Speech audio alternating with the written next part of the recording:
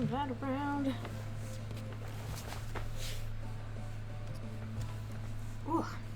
Alright, hello everyone. It's time once again for another art stream.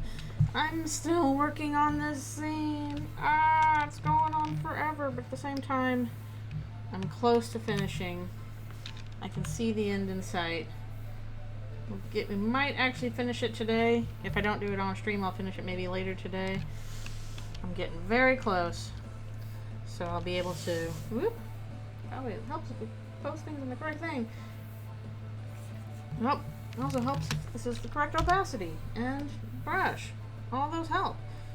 But basically, if all goes well, I'll either finish this today or finish it soon. So this part will be available to read later this week. It'll probably be in 2 parts, so it's going to come up on 2 different days. Because once again, it got lengthy, as they are wont to do. But yes, we were just doing some character shading on like the remaining 4-ish pages. And I gotta go back and also do like effects and stuff on some of the other ones. So, progress! Yay! The progress is being had. Although, some anti-progress stuff. That dumb mouse is still in my apartment. I just saw it run into my closet and then I couldn't find it. And I saw it. And I'm like, mouse, what are you doing? Get out of my stuff! I now have traps all around my house, which I don't even like doing that either, but I don't know what else to do about it. This little guy needs to leave. It's not his space. Now, on the other hand, I'm really not looking forward to if it happens into a trap and then I come across it. Ugh, that's gonna be yucky and stinky, and I don't like that. But I do not want mouse in the house otherwise.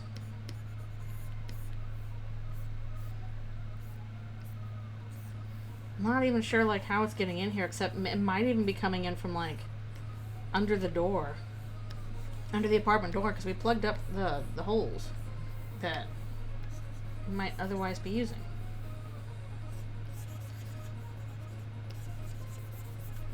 Mostly I'm worried it's going to harass Alfie's or something like that, but I haven't seen that happen yet.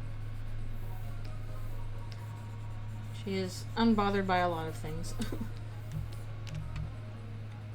And mysteriously bothered by other things that I can't begin to identify. And Ram here is going to be extremely bothered. Anyways, if you are tuning in, I hope that things are going well for you. Let me know, and we can always chat.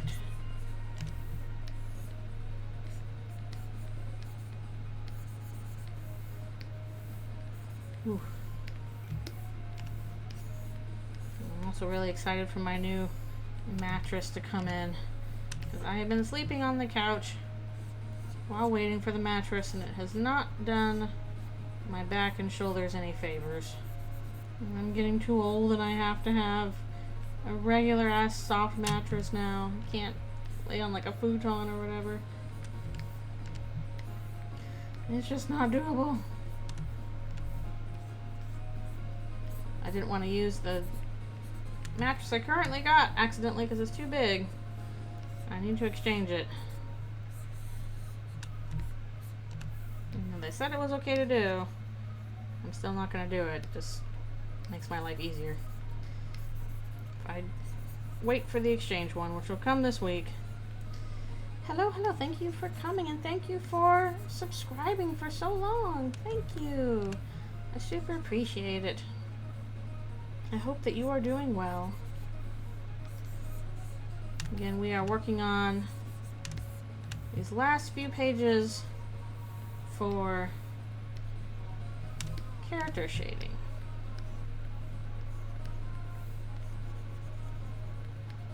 Goodness knows this one's taken a while. When I went into this one, I'm like, oh yeah, this one will be shorter. And no, they're not shorter anymore. That's just not how it is. Oh, maybe some upcoming ones will be shorter since there'll be less action and more Well, I don't know, actually, so there'll still be some action with some of them. Maybe I should just assume they're all going to be long forever. Thank you. Yeah, this will probably be up later this week. Maybe Tuesday, Wednesday? Wednesday, Thursday? I'm not sure. We'll figure it out. If I get really lucky, maybe I'll do it tomorrow, but I don't think I'm going to have everything set for tomorrow. So I'm assuming it'll be like Wednesday-ish, which is soon. I still gotta do like transcripts and stuff like that.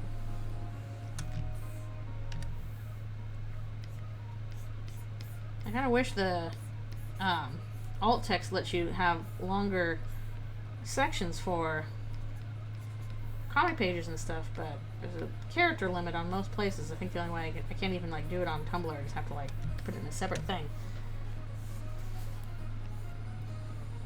And the transcripts do take a while to do.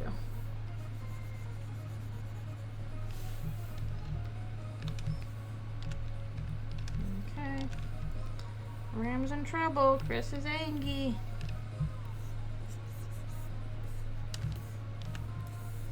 Yes, I hope you're doing well. It's a little dreary out, but that's not terrible. Be good to get as much rain as we can before it starts getting too hot. Yeah, see? Angie. The looks of Angie. Angry child. Oh, if it's storming, gotta make sure you stay safe too.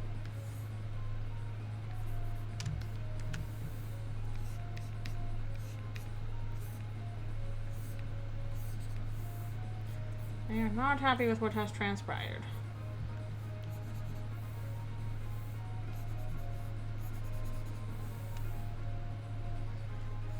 Well, maybe it will, maybe it won't. We'll see. It almost rained on us yesterday when we were trying to catch Pokemons. But thankfully, it did not happen. But it felt a little close. Got a whole bunch of shiny stuff. Pokemons! Hello, hello. Thank you for coming. Yeah, they had a community day yesterday for Tink-a-Tink, so got as many of those as I could.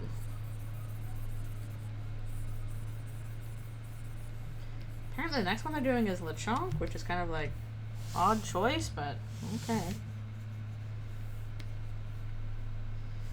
Whatever. I already have shiny Lechonk though. I want something new. Ooh, randomizer. You know, I've never played a randomizer before. That'd probably be fun. I don't know what kind of randomizer game I would play though. No, I have not seen that over the French dub. Why does Digital Circus seem to have so much, like, discourse happening? I think the theatrical thing is cool. I want to go see that. I'm glad they're doing that. Hello, hello. Thank you for coming. Let's see. Again, we are doing character shading for these last few pages. Aw, that's pretty cute.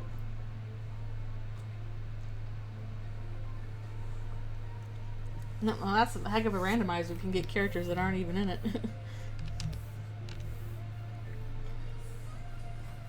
That was cute that she liked the French version.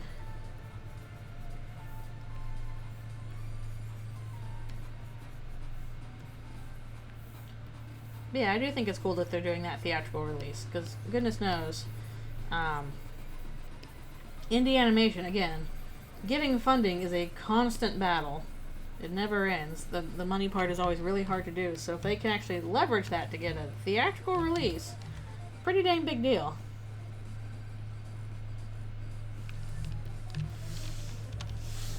And hopefully this will mean good things for other future productions down the road.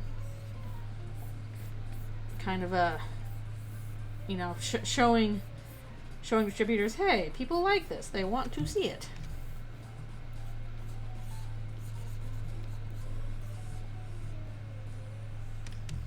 No. That's very cute.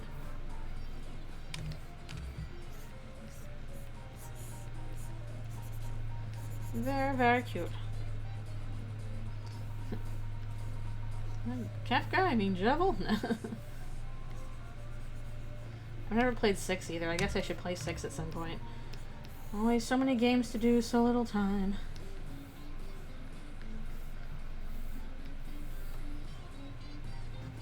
Oh, are they at your local theater? Cool. You should go. And hello, hello. Thank you for coming. Yeah, if they're coming to your local theater, get yourself a ticket. Go support it.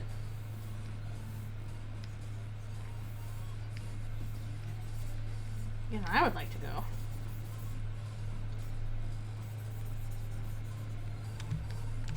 Hello, hello. Thank you for coming. You've come into Angry Chris, the angriest Chris of all Chris's. I don't know. Say, I'm surprised Australia hasn't, like, you know, gotten back with them. It's like, okay, the studio's based in Australia.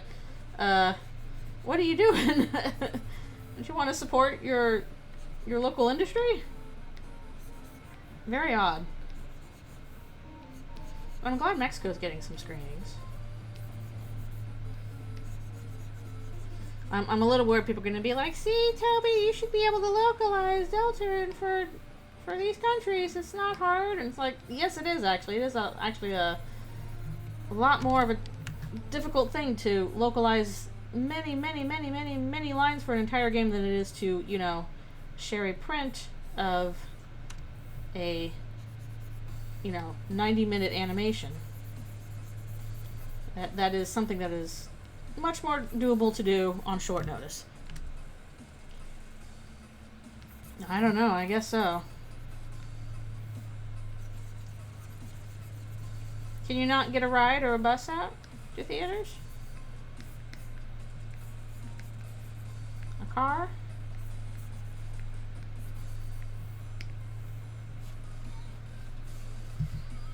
The funny thing is like, yeah, animation does bring in all the big bucks.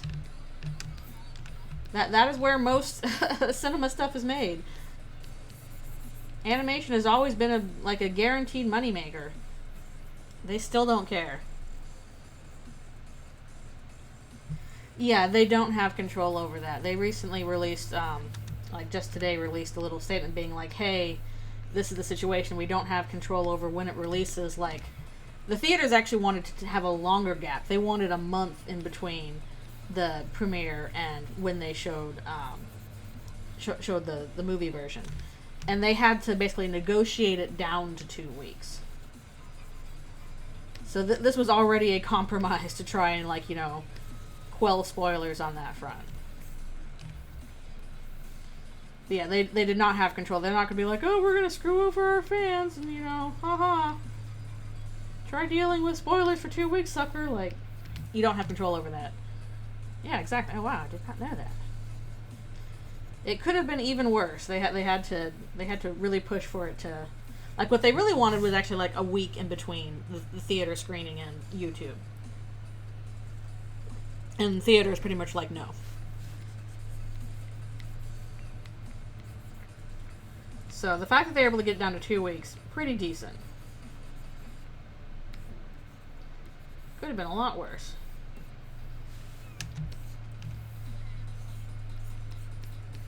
And again, I honestly hope it does well in the theaters. Just to, again, get a good chunk of revenue that can go towards other productions. Maybe let distributors know, hey, there's a real market for indie animation. It's not all, you know, Disney, Pixar, Sony stuff that you have to throw up for a little bit. And also to, if nothing else, to show that, hey, you know, there is a market for, like, teens and young adults and, like, middle school people who are into animation. Like, animation is still popular with young people, with, like, age, like, 8 to 18. Because as somebody who currently works in animation, I can tell you right now that the powers that be, like distributors, CEOs, big companies, whatever, they do not give a single flying crap about teen animation or preteen animation. Right now, the only things that can be sold is basically either like adult sitcom animation, because that's cheap to produce, or stuff for toddlers. The going, belief right now with these executives is that kids in that age range of like, pretty wide age range of like, 7, 8 to like all the way up to 18 to adult, they do not care about animation. They don't watch it. They just live on the internet all the time. So they're like, we're not even going to bother making stuff for you. That is the prevailing belief right now, I can tell you that. So, the fact that indie animation is trying its best to step in and be like, hey, actually, people that are teens and, middle school, older elementary, high school stuff, yeah, those people still like animation. They still want stuff that's made for them. So, let's not kneecap that, hopefully, Because I will tell you that the executives in charge of most studio animation, they do not give a single crap about making stuff for most, like, teens and preteens nowadays. They just don't. Yeah, Iron Lung is, a good domino for that. People were excited about Iron Lung. I really want, people to talk to be like, oh, there actually is a market for this. We have untapped potential. It was not smart of us to be like, we're going to just pretend that doesn't exist. Because, yes, I think there will always be an audience for animation, no matter what your age range. I'm excited for that. Oh my goodness, speaking of, like, video game movies, I did not even realize this until I stumbled across it on YouTube yesterday. They made like an Exit 8 movie. Maybe it's a short film or something. It's Exit 8's not a very long game, but I was like, holy crap, and I saw it. It looked really good. Not the movie, I saw the trailer. I'm like, oh my goodness, they made an Exit 8 movie. That's kind of cool. I think that might be where you get a lot of success with video game movies. It's like, okay, pick a really small project and stuff like that. Obviously horror tends to work pretty well because you can do a lot with a little when it comes to horror. But I was like, that's a cool game to make a movie for, and I think that can be adapted to a movie pretty well, a horror movie. Iron Lung game sales. I wouldn't be surprised if that spiked when the Ocean Gate thing happened. It's almost like we're in some kind of Exit 8. Maybe that's another horror game I can try sometime, although it looked freaky. So yeah, maybe they can stick with, like, small projects, smaller games. And I know they're trying to make a Zelda one, and that's going to be pretty tricky, even with the budget behind it. It's because Zelda has, like, 30 years of history and all that stuff. That is going to be daunting no matter what. But smaller scale stuff like Iron Lung and Exit 8 seems to be working pretty well.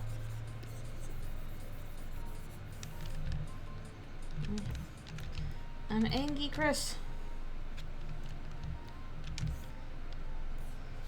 Not even sure where in some kind of Snowgraves meme came from.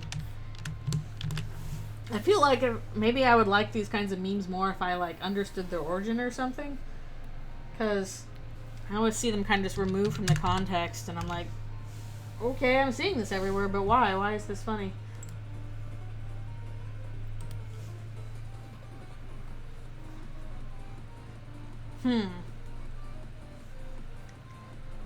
Oh yeah, you could totally do a film version of mouthwashing. That'd work out pretty well. Heck, you can even stick with, like, what the game does and just not put it in chronological order, because that's part of what makes it work so well. The game's practically kind of a movie anyway. There's not much gameplay involved in it. It would make a really good psychological thriller. Yeah, you could do that in East Asia too. I think they could do pretty well with that.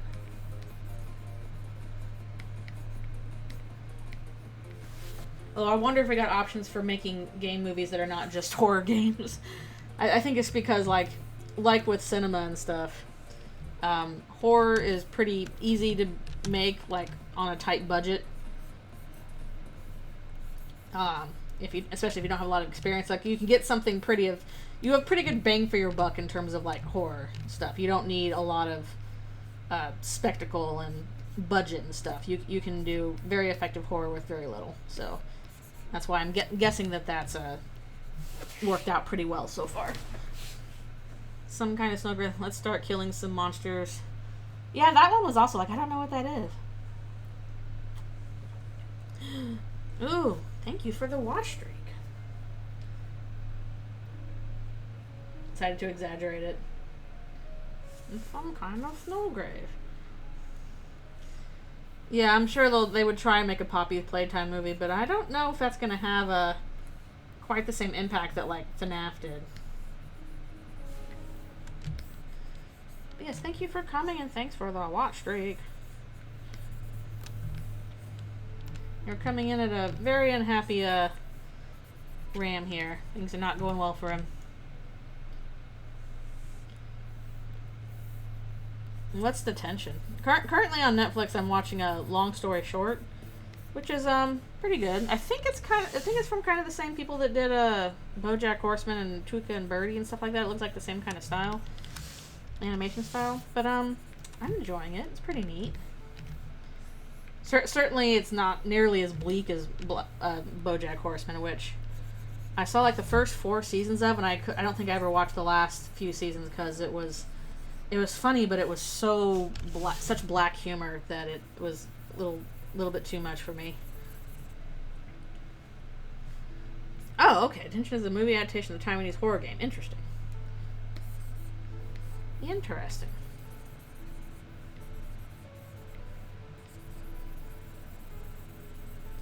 I'm surprised that's on something like Netflix. I feel like that would be like a little harder to find, but maybe not. Wasn't well received? Aw.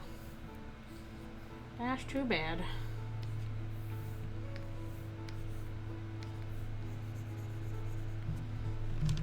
That can be difficult to do. I do want to actually see Iron Lung. I haven't seen it yet. And I want to see it.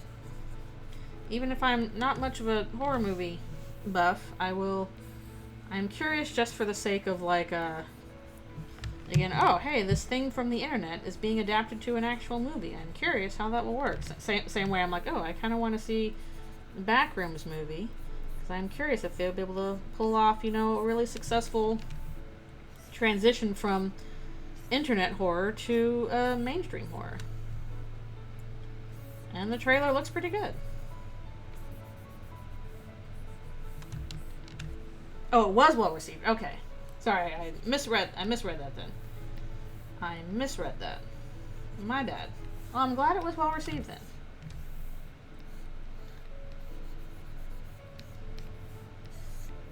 I'm glad that was the case.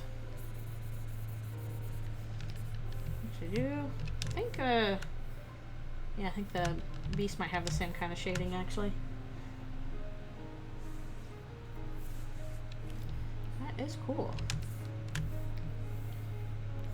Weren't they also gonna try and make like a longer Papers, Please movies? I know they made like a short for it. Like a 10-minute short for Papers, Please.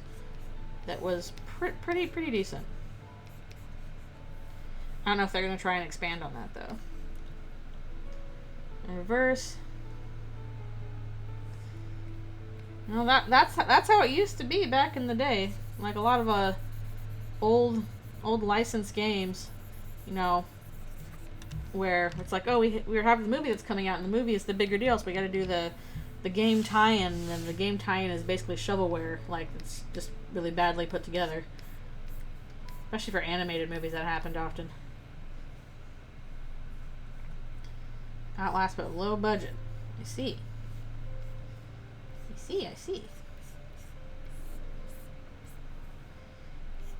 If you were going to pick any video game to adapt into a film or animated film, what would you pick? And I'm going to scrub Undertale Deltarune from that. Don't say Undertale Deltarune. One, because no. We're doing this right now. And 2, I actually don't think it would work as a film. But what's a game that you do think would make a pretty good adaptation there you want to see adapted?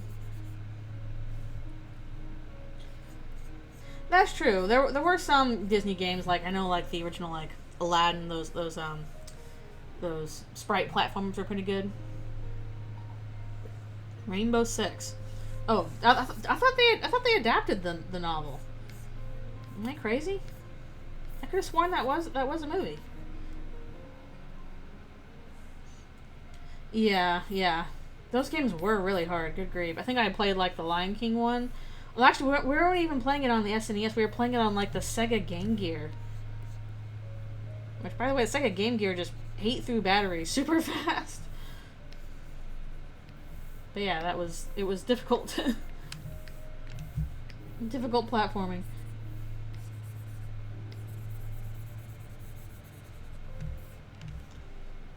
Okay. I could have sworn that there was a Rainbow Six movie, but maybe I'm wrong. What do I know? I've only read like, good grief, that author. I've read like one of those things, and it's like the Pelican Brief. That might have been a different author. Never mind. That was a long time ago, anyway.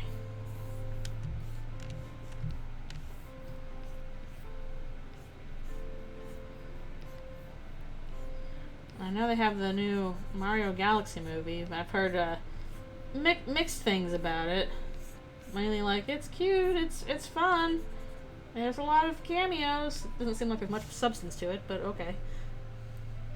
Called Without Remorse. Huh. Interesting. Yeah, I'm not sure how you would do a prequel without the first movie first, but I don't know. That's probably happened before in the past. Alright, well, let me know if you have a fun time.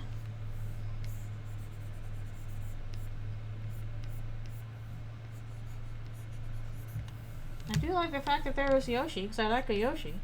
It seems like there's a lot of everything else, too, and it's like, whoa, I can keep track of all that. Maybe they should just do, like, Subspace Emissary, the movie.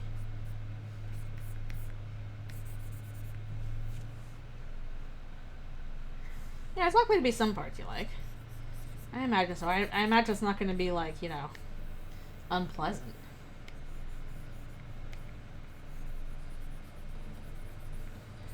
Can't imagine that.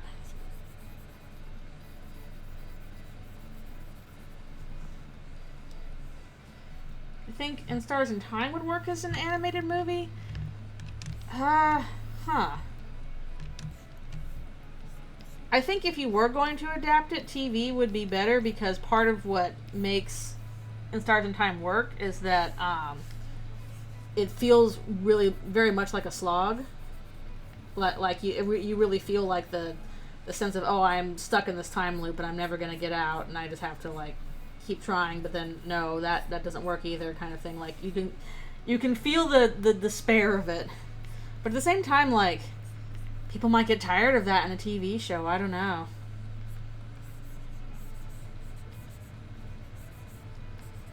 I'm actually not sure if In Stars in Time would work very well as an adaptation.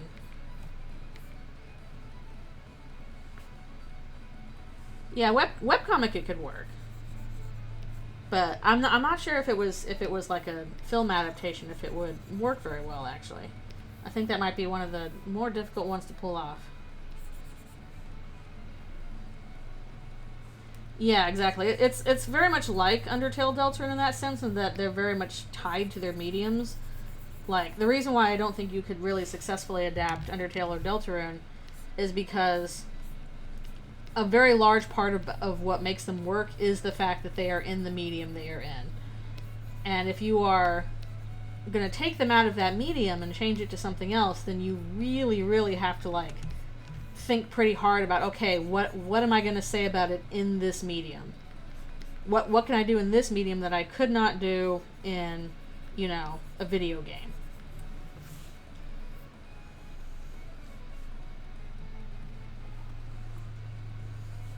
And sometimes the answer is that, like, you really can't do anything well with it outside of the video game genre or the video game medium.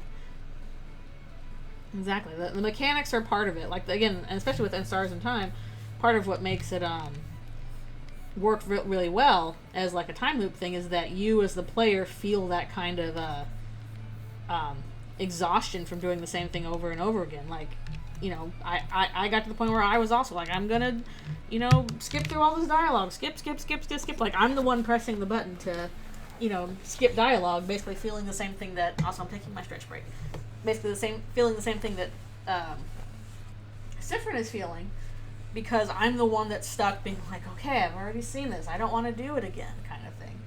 Having that kind of control, like losing that kind of like control in the medium, I think it would weaken the effect of it.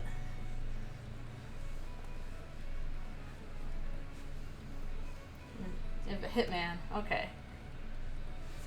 I don't know anything about the Hitman series, so I could not comment on that.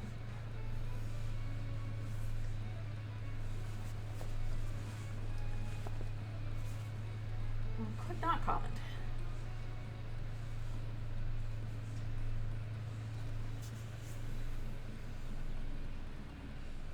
Yeah, it's true. Metal Gear Solid.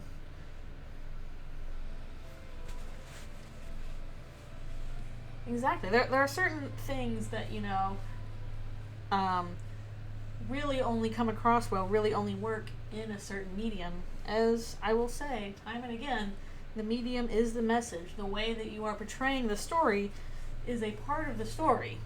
So when you adapt something from one medium to another, there's always going to be something that you lose, and it's just a question of, okay, what am I willing to lose? What can I potentially gain in return?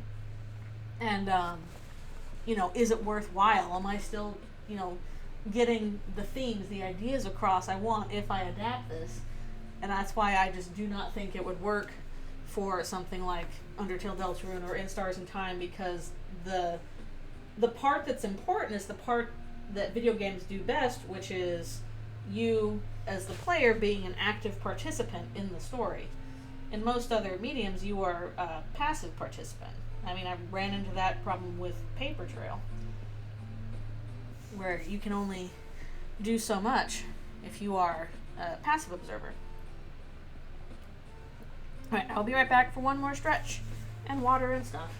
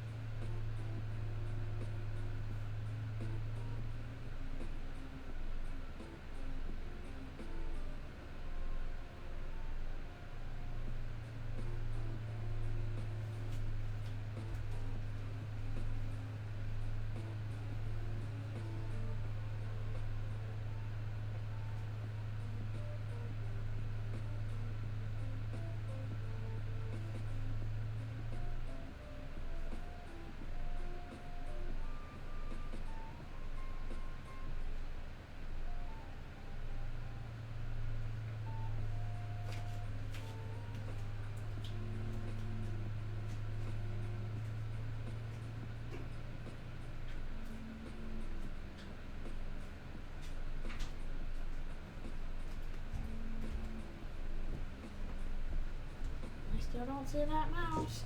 Hello, I'm back. Also, hello. Please chase away the mouse. But yeah, basically, if you are adapting into different mediums, you gotta think about what the medium does well. Like movies, it's all about the editing, shot-to-shot stuff. And also movies tend to be a pretty accessible medium. TV, you have that, except that you have the episodic nature of it. And that can do things that movies cannot. Books are their own thing. You can basically, when you're doing a book, you can get inside the minds of a lot of different characters that you really can't in a way that's easy to do in other mediums.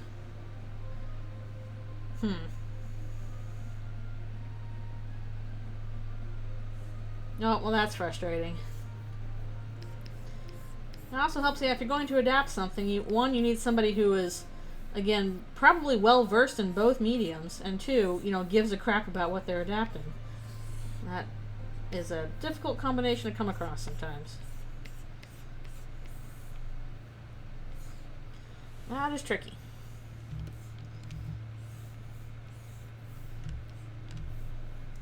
Someone who's not named M. Night Shyamalan. What is he even doing nowadays? I didn't think it was possible to do one-hit wonder with films, but I guess he kind of did that.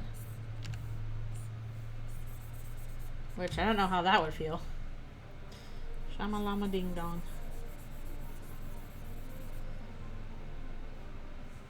Hello, hello, thank you for coming. We are doing character shading.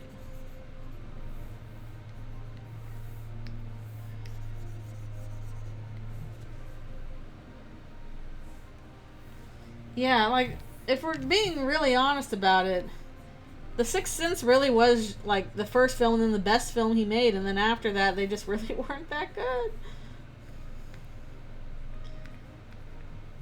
It was just such a big deal, because people were like, oh, that's such a cool twist and stuff, and we see the stuff all throughout it. But no, Signs was not that great, and Eating the Water was not that great, and I never saw Unbreakable. I don't know how that was.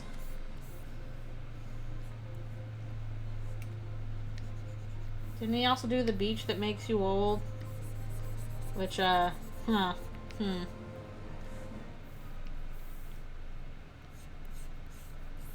definitely things to like about Signs.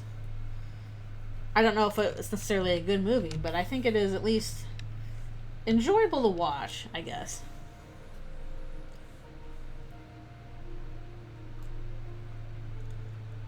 Oh, The Visit? Huh, I haven't seen The Visit.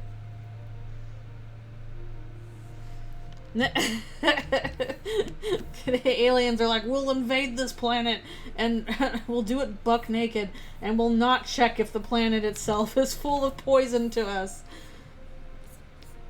We can travel gajillions of miles, but we're not going to check and see if the planet's poisonous. Unfortunately, that kind of tracks. The kind of aliens that are like, we'll just colonize the planet are also the kind that's like, they're not going to think to double check if we can walk around this planet naked or not. I mean, maybe they're not naked, but they look naked.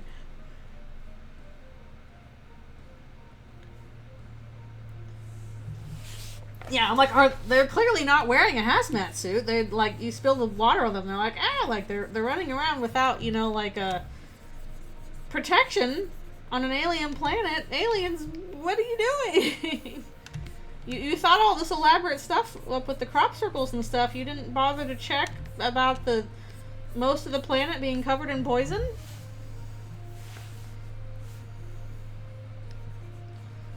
I don't know. Also, what kind of biology do they have that they have like a poison thing? Like, are they carbon based or are they something else?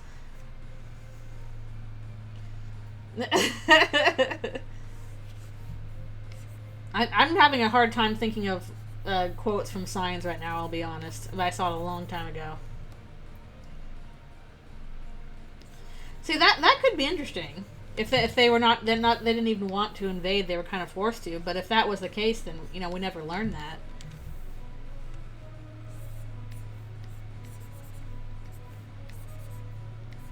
We don't know their interplanetary politics. We just see them invading.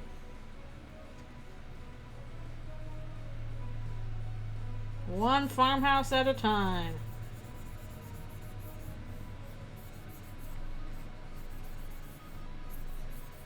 Were they even were they bullet resistant? Like, what? Like, did they have some advantage? That like the military's like, oh no, we can't stop them until they figure out, oh, they're allergic to water.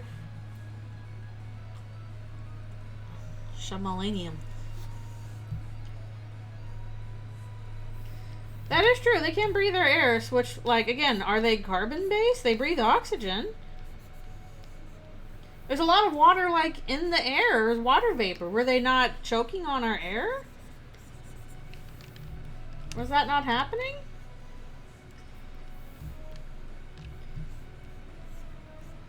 Like, it's not just liquid water. There's, like, you know, there's gaseous water in the air.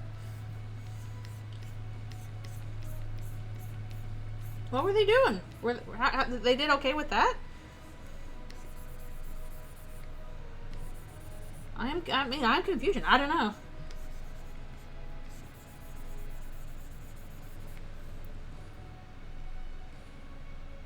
If the atmosphere with both cyanide and sulfuric acid, the captain's like, wonderful. Yep, we'll go in our flip-flops. I do like alien contact movies where, like, also the aliens are just, like, deeply alien compared to us. Like, they're almost a little bit incomprehensible. Like, I liked, I enjoyed, what was it? Not Interstellar, that was the, black hole one. The other one, good grief. The one with the heptapods. I watched that recently. Not recently, but very, like, vaguely recently. The one where they basically had to learn the alien language. And I actually liked... it wasn't Contact. I did like Contact. I honestly really enjoyed Contact. Apparently people do not like Contact. I'm like, I like Contact. I think Contact is really neat.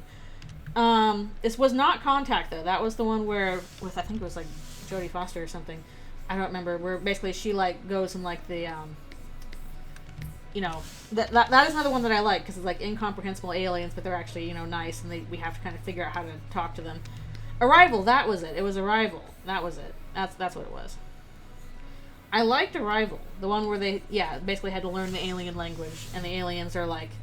And it was difficult to speak to the aliens because the aliens were not based in, you know, regular chronology. They kind of existed outside time, so they didn't really think out in the space of, you know, cause and effect time. Like, that was neat. That was cool. I like that as an alien invasion story. I think what I just like to see with, like, you know, aliens and sci-fi stuff is I like to see competency. I like to see, you know, oh, okay, we've thought through how would we handle this crazy situation. And the aliens have thought that as well.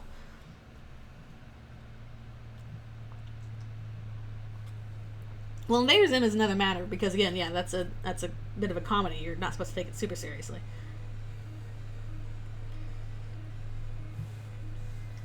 Yeah, I guess the problem is like, if the aliens are supposed to be incompetent, then that's not exactly clear. We're supposed to be, like, taking this, oh, this is an invasion, we're taking it deeply seriously, we're in serious danger. And then it's like, okay, if we are supposed to be taking this seriously and they are in serious danger, then why are the aliens dumb like this? I mean, I guess that is not wholly unrealistic, but... Ooh, Cosmic Horror Game Jam. That could be some cool stuff.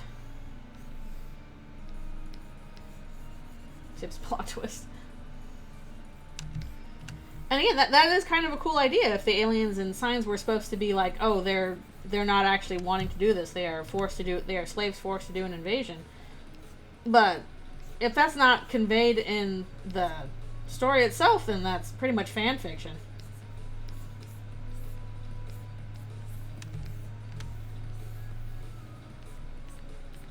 And maybe there's just no possible way from the perspective we're given to show that is what this, you know, what this is, but that's not really the theme of the movie, because the theme of the movie is basically everything happens for a reason.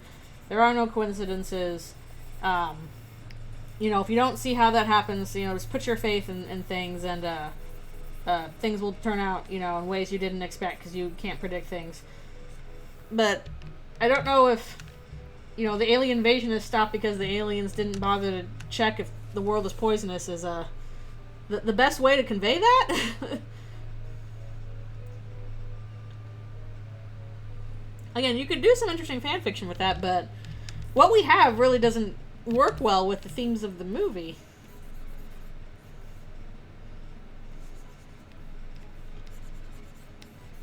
We're just supposed to trust that, oh, if aliens do invade, just hope that they were not being smart about it?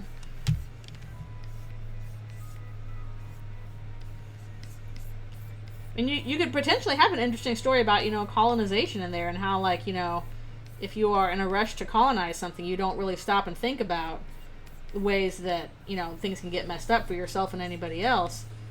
But again, that's not really the story they're telling. Yeah.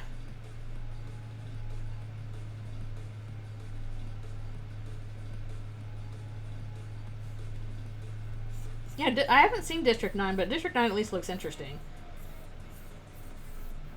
I think District 9 is at least very clear on what, story it's trying to tell, which is basically a story of, like, minorities in an occupied place. They are... blech. I've heard better descriptions of District 9, but it's clear that, like, the whole point of District 9 is, like, this is a race allegory kind of thing.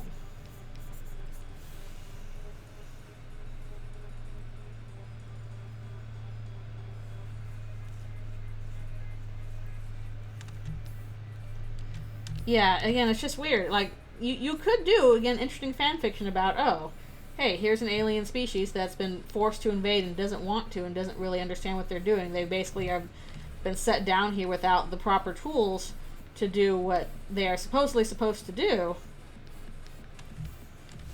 I mean, I guess it's clearly trying to, like, mimic, War of the Worlds, where the aliens are stopped by Earth germs, but at least even in War of the Worlds, the aliens, like, appear competent and are dangerous and are actually killing people.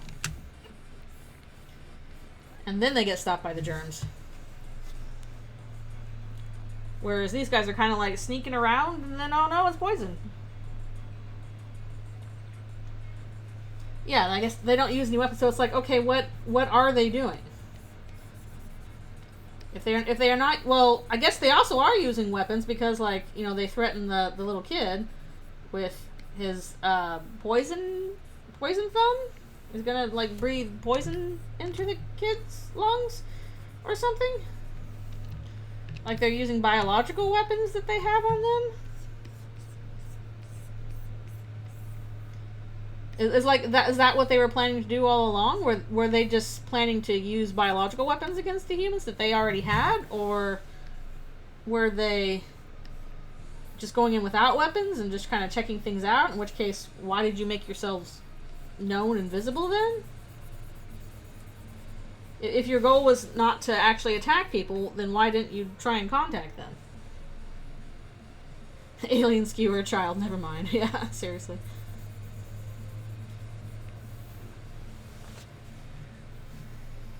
Pre-Grunt Rebellion vibes.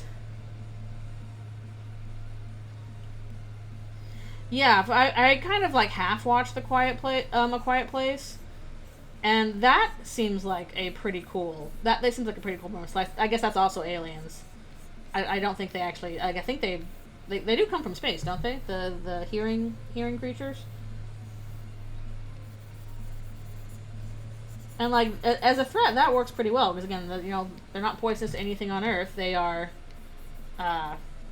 very, dangerous just if you make sound. That's a cool idea.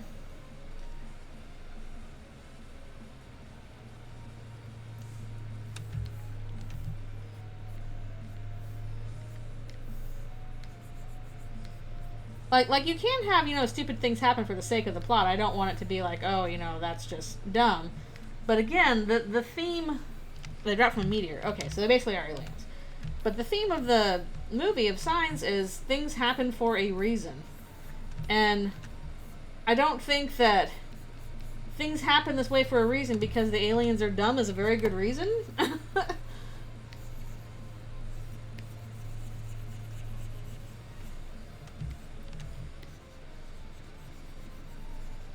I don't know. I guess if that was the point you were trying to get across, it may not have been as effective as it could have been otherwise.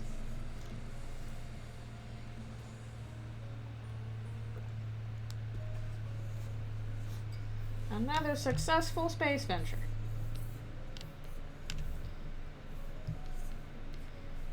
I guess then it's also because it's really not clear what the aliens' goal is. If their goal is to invade and take over and, you know, hurt people and, you know, conquer the planet and stuff, they were not doing that very well. If their goal was not to invade, but just to, you know, hang out and observe and, you know, kind of scout out the planet, get a sense of what it's like or whatever, they weren't doing that well either.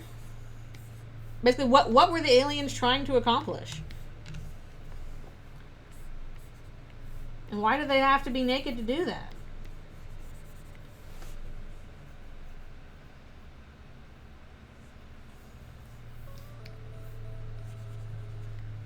Well, I feel like with the Quiet Place aliens, yeah, there are sonic weapons for that, but if their whole thing is that, like, as long as they can hear you, they are faster than you. They are faster and stronger than you, can just, like, you know, rip you apart as soon as you make any noise. Then, yeah, that's kind of difficult. That seems like that would be a real threat. And also the whole thing with the Quiet Place aliens isn't like they're invisible until you know, they attack you. So, you know, as creatures that rely on our eyes, that does kind of put us at a disadvantage.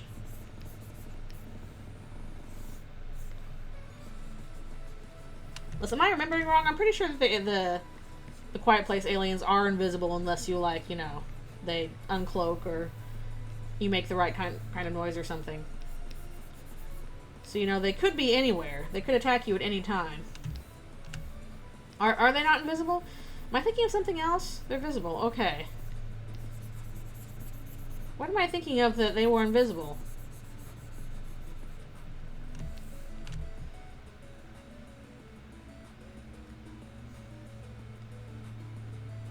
Was it taken out first? I don't know. Maybe I'm thinking of Bird Box. Maybe I am, yeah. I think those came out around the same time, so I might have gotten confused. Confusion!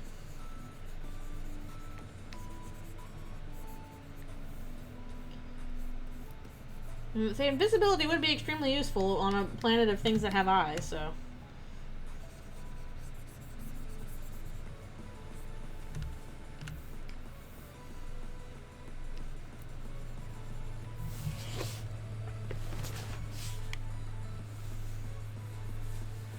Mm-hmm.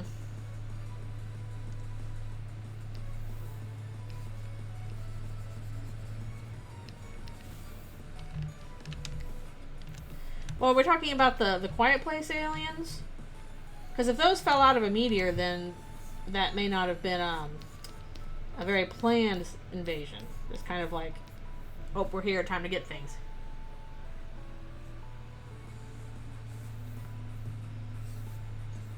Did they fall from, like, multiple meteors? I can't remember.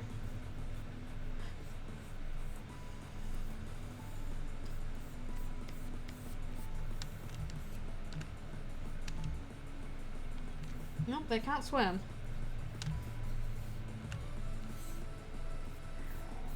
I didn't think that the Quiet Place aliens took over the whole world. Just like the survivors of that initial attack were like, okay, we can't really contact the outside world, so we just have to kind of assume that, you know, we're on our own, even though they might not be. That was the impression I got anyway, is that it's not necessarily like, oh, the whole world was destroyed by these, just like, where we are stuck in a situation where we can't check.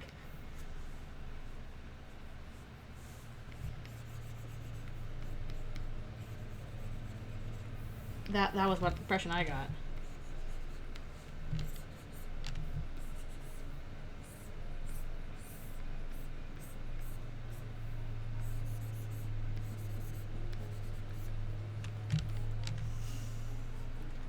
They fell all over the planet. Okay.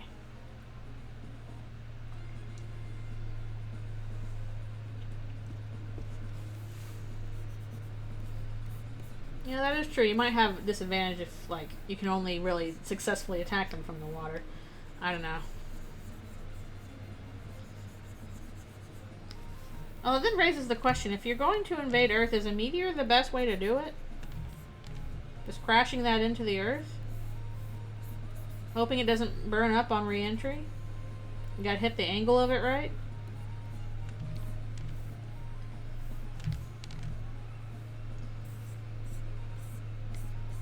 Just like the astronauts that came back to Earth from Artemis 2. Yay!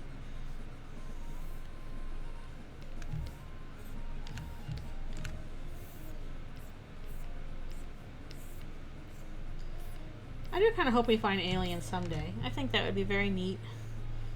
Hopefully not hostile ones, but I kind of doubt there's much out there that is hostile.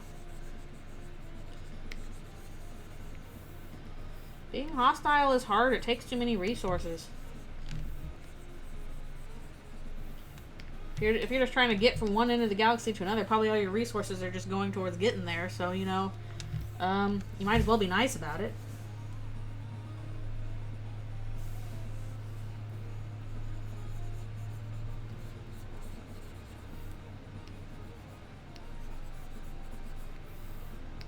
Maybe the people's just yearn for Independence Day again. The aliens are just bad and we're gonna go to the mothership with Will Smith and blow them up. Yeah, I personally do really like more thoughtful alien invasion stories. Or not even alien invasion, just alien contact stories where we're thinking about, okay, what would it actually be like to contact a very different species?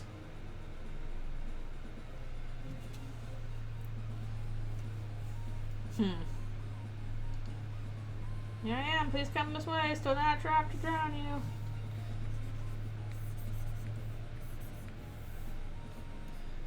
Okay, you know what I would say is honestly a pretty good take on, like, aliens on Earth? Men in Black. Like, it's very much more like science fantasy than, like, really hard science fiction, but just, like, the bureaucracy of, like, okay, these aliens on Earth aren't here to invade. They aren't here to, you know, do anything untoward. They're just, like, immigrants. They're just, like, people trying to get by and passing through, and this just happens to be one stop of many in the universe where, you know, they have to get by okay. Like, I think that's a neat take on aliens.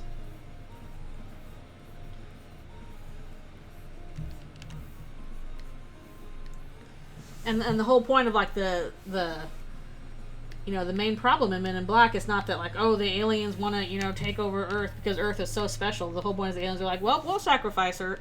It's nothing special. It's basically a cosmic bus stop.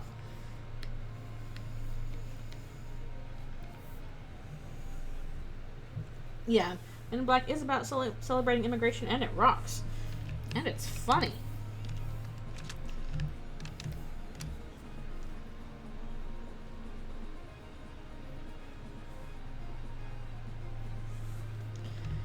Yeah, I think I remember, like, they get one of the Quiet Place aliens on, like, this little island where people are finally able to speak, and then, oh no, they're too fast. They're all ears and speed.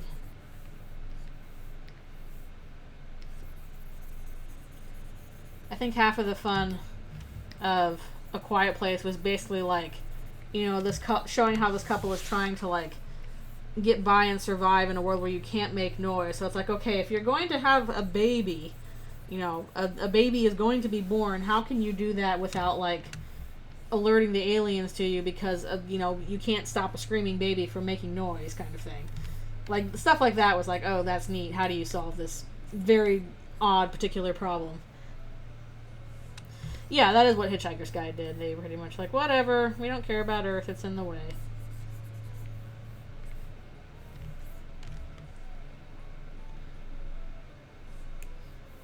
Too much fuel and ammo.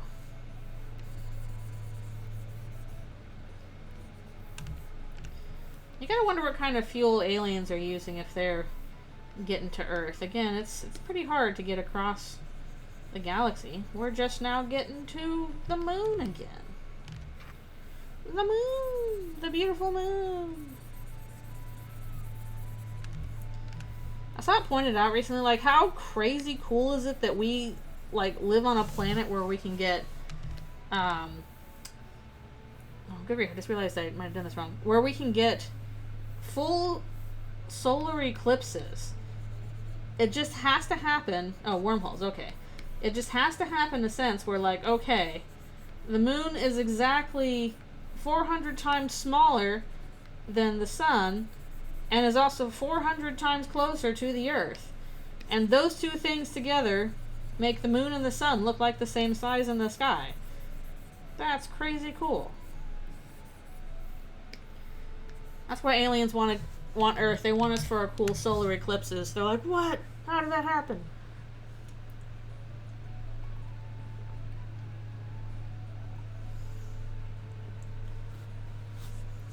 I don't know what that is. Yeah, I guess you'd have to use wormhole technology to get around. Otherwise, it takes too long. You're taking too long to hop across the galaxy. Okay, have a good lurch lunk. Or, lurch lunk. Lurk lunch. Oh, that's from the Hitchhiker's Guide movie. Maybe I should read that. The original Hitchhiker's Guide to the Galaxy, that is. I think I saw the movie a very long time ago.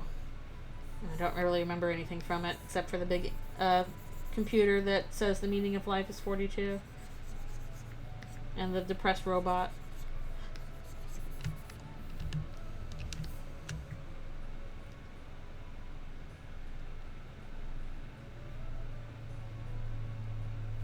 Good old zombies. Oh, but I feel like zombies are like the least likely apocalyptic scenario, because if your whole thing is like, you know, the dead are coming to get us. The problem with being dead is that there's a lot of things that will get you first. There are animals that eat the dead. If it's too hot or too cold, you can't really do anything. Being alive has way more advantages than being dead. Or even undead. That's true, and the moon is getting further away from us. No, come back, moon! We love you! We're just here at the exact right spot in time for full solar eclipse.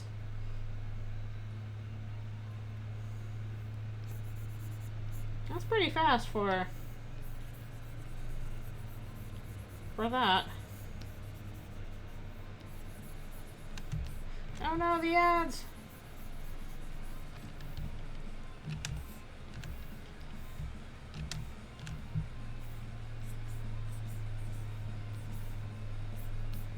Poison ads! A nice lunch, exactly. I can't talk. I can, but not well.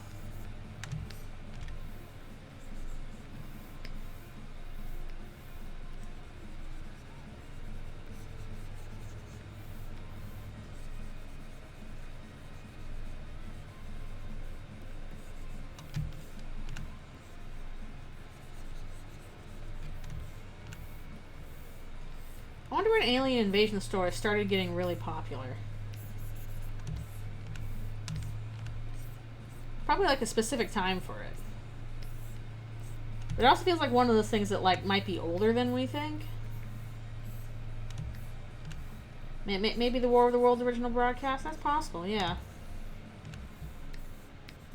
But that was originally a book. It was a book first. Yes, I'm pretty sure it was. Well, most things were.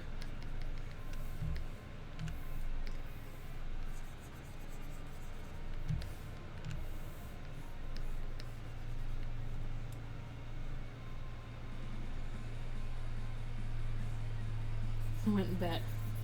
Oh, it gets even more complicated when you have various warring factions, alien factions for the Earth, which I guess does happen in Animorphs. Another thing I should read. Space Age. Yeah, I wouldn't be surprised if that were the case, because then you're already thinking about space a lot.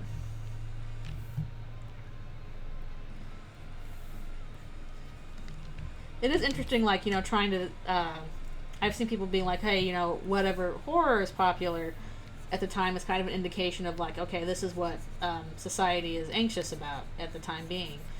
And I'm like, okay, within that context, like, I find it interesting that the horror that seems to be popular right now is a lot of like liminal horror, like spatial horror. So I'm like, okay, we have like the Backrooms coming out, or stuff like Exit 8, and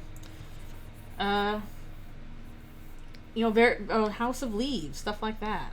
There's a lot of horror around now that's like liminal horror, spatial horror. And I wonder, like, okay, what kind of fear, what kind of like cultural anxiety does spatial horror tap into that's relevant right now?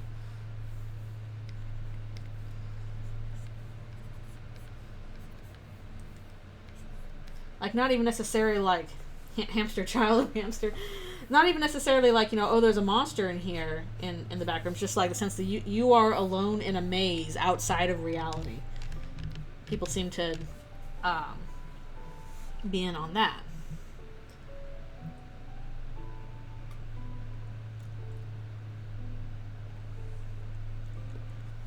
There's got to be something like that, yeah.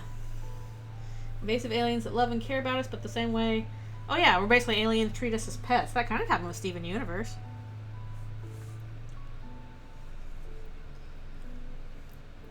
So we're basically kind of like, a mid-tier civilization in the galaxy. Like, oh yeah, the Earth's pretty decent. We're not like, this horrible... Okay, I'm going to also do my stretches now. We're not this, backwater rural area, but we're not like top of the empire either. We're just kind of like, oh yeah, it's decent on Earth, but we got bigger things to worry about, kind of thing. I guess the problem is it's hard to make like a deeply exciting story out of that if you're not either in a desperate rural situation or like the top of the empire. You're just kind of there. The fourth big alien race.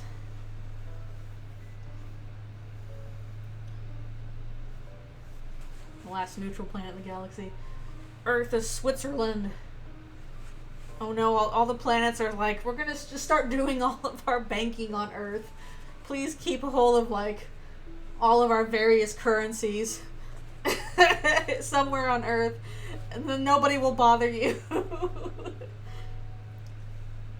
So we just got warehouses full of like, I don't know, something that's like not even very valuable to us, like a whole bunch of nickel. Whereas like, something that's like, oh, this is our precious store of nickel, you gotta hang on to it for us because they don't want to bother us or whatever. But like, okay, now we just got a warehouses full of nickel. That's kind of useful to us, but not the most important. Actually, nickel's probably more useful than other things. What's a metal that's like really not that useful? I guess pyrite, maybe? Just something we have like a lot of that we don't really do anything with, but could be useful to some other alien.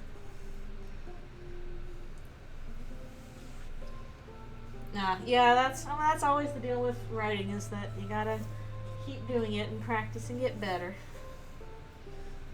Yeah, I think in general, like, just as long as you have fiction that's made by humans, it's gonna rely on a human perspective. That might be inescapable. I do like reading xenofiction, where it's like you try really hard to do it from like the perspective of a non-human. I really want to find more xenofiction, like Watership Down, like animal perspectives of, things that don't really think like humans, but that may just be an unavoidable part of writing fiction, is that humans are like, wow, this is what's important to us. It's bound to be important to everybody else too, right? Like, even the fact that fiction is important to us is, I would say, something that's kind of uniquely human. If fiction is important to other animals, we don't know it. We have no way of knowing because they can't tell us.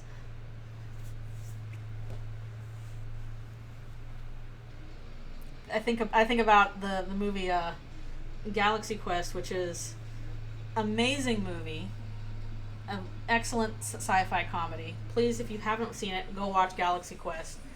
But the aliens in that movie are these doofy squid guys that can look like humans, and the thing is, they don't understand the concept of fiction. They basically see Star Trek, being aired and think, oh, this is about something that's actually happening. And so if you, like, humans are like, well, we're trying to explain the concept, this isn't real, this is fiction, and the aliens are like, oh, you mean lying? And it's like, no, it's like lying for fun and goodness. It's really, it's interesting. I love Galaxy Quest. Yeah, Alan Rickman annoyed at the autograph signing. It was like, that movie's so good. All right, I'll be right back for one more stretch and orange juice.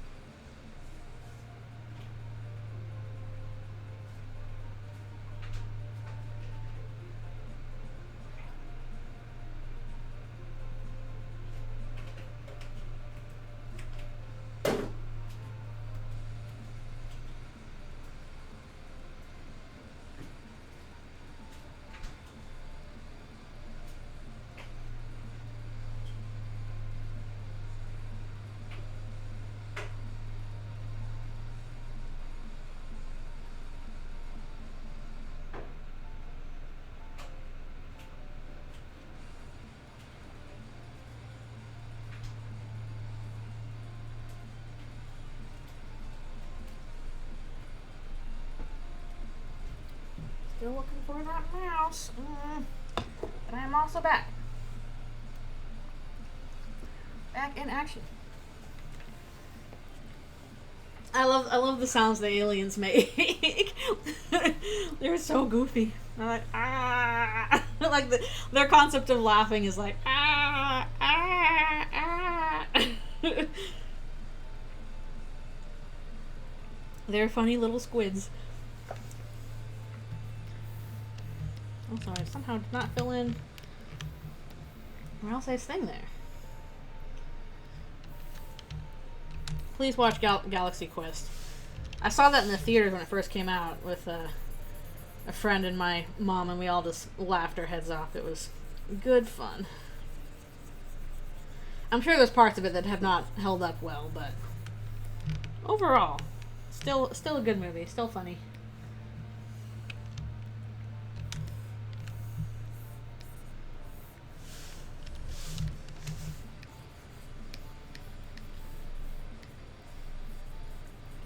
I don't know, if aliens invaded Earth and wanted to make you into a pet rather than just like conquer you, if like instead of enslaving you, they're just like, okay, we're gonna, you know, take you home and you're gonna be our little alien hamster and love you and dote on you. Would you not like that, or would you be like, I can live with that? Probably be different from person to person, honestly.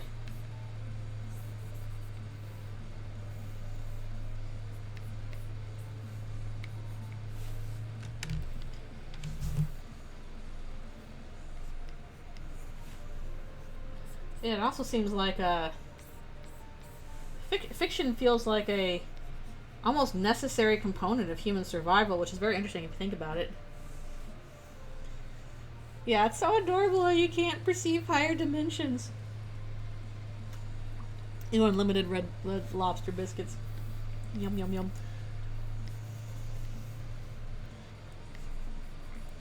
I do remember seeing, I think this was a comic on Tumblr where like some extra dimensional like bug thing, you know, some young eldritch god like plucks a human out of, you know, they were trapped at sea or whatever, trapped in the water, and the little squid bug thing goes to parents like, Mom, look at this thing, this human I found, look at it. And they're like, honey, no, you can't have that. It's like, but it was drowning, I saved it. And they're like, you can't have that, you have to put it back where you found it. And they're like, okay. And then they just plop her back like 6,000 years in the past because they don't really know, they don't really understand the concept of time. So they're like, all right, that's water, right? That's probably where it's like. There's other humans there. It'll be fine. Not even understanding that humans exist chronologically. Like, that was a really cute, funny comic.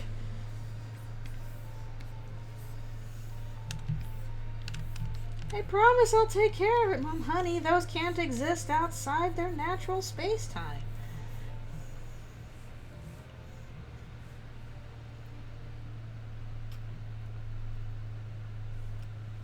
What a bunch of idiots you are. You are as an amoeba to us. Like Brain Guy from MST3K, where their whole thing is like, oh, you people are beneath us. You are as an amoeba. We carry our brains around in jars. I'm like, wouldn't it be simpler to keep your brains in your heads? Wouldn't that be more convenient? No. See, you are as an amoeba. You don't understand how smart we are. Of course it's more Eldritchrune. Again, we're almost done with this part. Well, if we don't finish it today, we will soon. An option to either be permanent slaves under a shield that ensures they never leave their homes. Ooh. I don't like either of those choices. Both of those suck. I thought that was XCOM. That's Star Alliance? Okay. I know XCOM is another alien invasion story. We had a lot of those. Mostly because it's fun to be like, you know, here's the guys you gotta fight. They're aliens, so we can make cool designs for them and also don't feel bad about shooting them. It's all fun. Water gun people.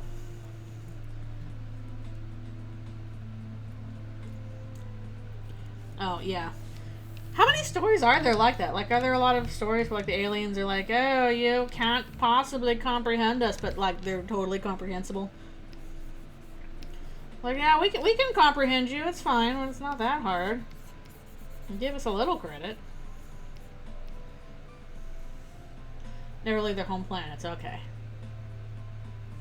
I'm pretty sure XCOM was on, like, a bunch of different stuff. I think it's been around for a while. Like, it was probably on PC at first. There's been a lot of XCOMs.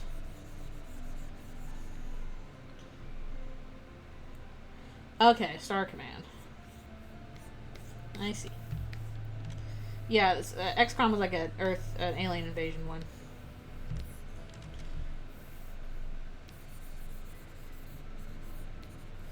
We were talking more about alien invasions.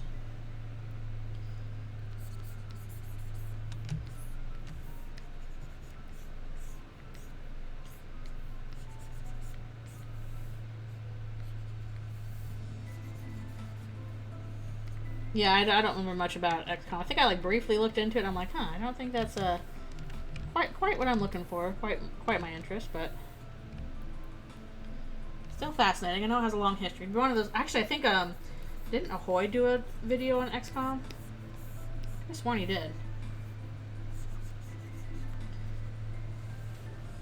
XCOM on 360. Yeah, I imagine there's been one for like most console generations. Yeah, we did discuss War of the Worlds a little bit. Might have been the first proper alien invasion story, but not sure.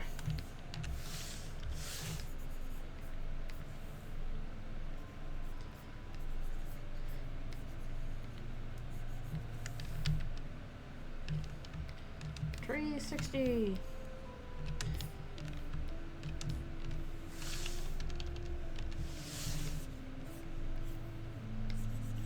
I did like how Outer Tail delved a little bit into if the monsters are supposed to be aliens rather than just like another race on Earth. Humans are like, oh, let's go check out this new race of aliens. Wow, they're neat. Chris did get out of the box. Yes. They have escaped the box. But it was not easy to escape the box.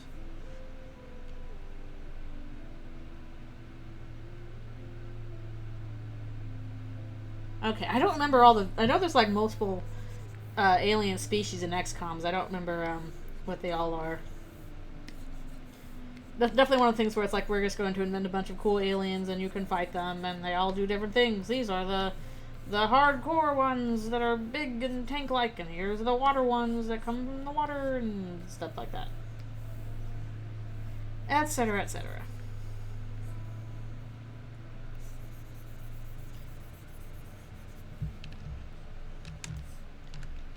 Oh, okay. Never mind. I thought we were talking about, like, something in XCOM. I forgot about the actual uncontacted tribe. I forgot.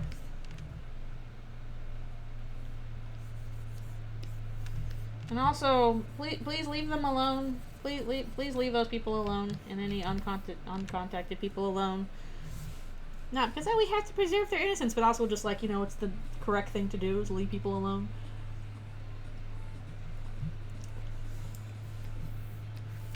Please do that. Okay, back to Chris.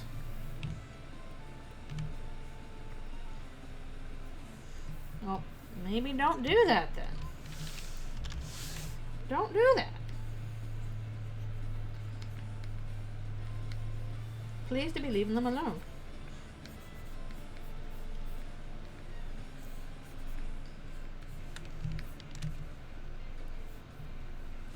Yep.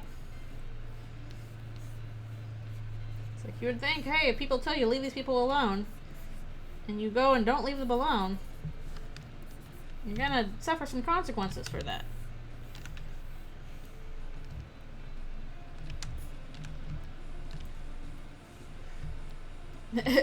Yeah.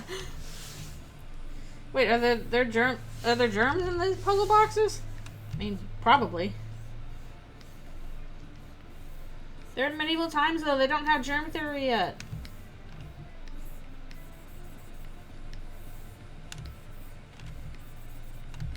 That's the first thing I would do if I was somehow in contact with somebody from the past. I'm like, okay, I gotta explain germ theory to you guys, because that one's like actually essentially extremely important to how we've developed. They may or may not contain demons. True. Evil demon germs. Not necessarily. It depends on how you explain it. If you basically, like, explain it like, hey, you know, there are tiny little demons that can live all in the air around us, but luckily we have been imbued with little angels that live in our bodies, and they protect us from this evil, but in order to do that, they need the resources to do so. You need proper water and sunlight and good food and rest in order to help the little angels in your body defeat the little demons. Then they'll probably be like, yeah, that makes sense. Be like, yeah, sounds correct. You know, just phrase it a little differently. Like, I don't even think they had miasma in medieval times. I'm pretty sure that came a little later.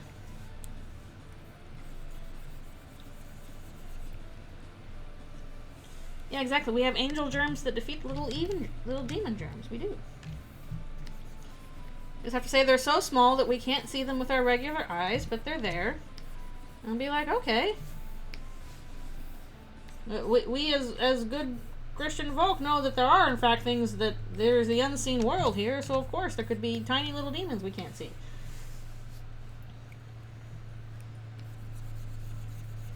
Well, that is kind of how that works. Yeah, you exercise the air. If you have fresh, clean air, that's generally how you get rid of them. You know? That's why we need to have, like, better air filtration inside our buildings.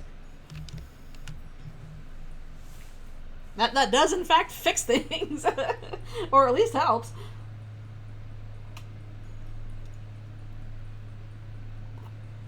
Yeah, I'm not even sure the church was really that big on, like, oh yeah, it's definitely miasma or anything like that.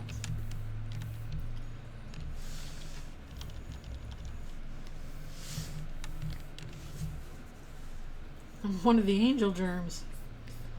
Ladies and germs.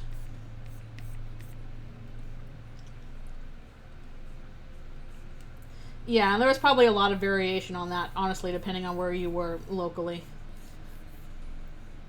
Like, there are some important things that were pretty standardized, but not everything. You gotta kind of adapt to where you were and what was going on politically, honestly. Susie, I'll eat the demon germs.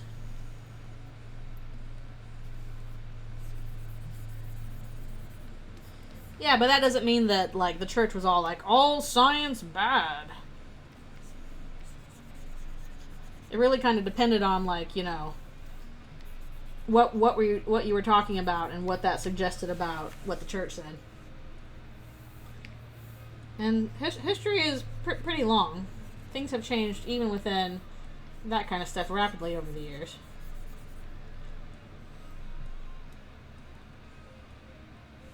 Yeah, not a great moment, but yeah, probably a bit more complicated than this. Like, you are going against God. Honestly, probably a more accurate one to that was like the, whatchamahoo, the teaching evolution in schools thing was probably more weird about that.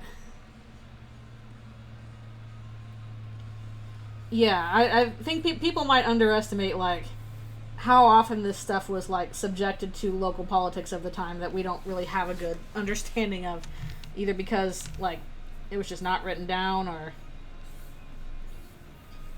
it was considered not that important or whatever, but it would have been very important at the time, so.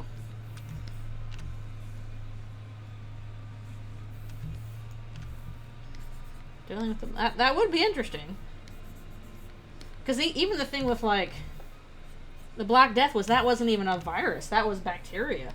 You really can say, like, those are tiny little creatures. You just have to explain, okay, these tiny little creatures that are carried by fleas, which are carried by rats, are spreading this disease.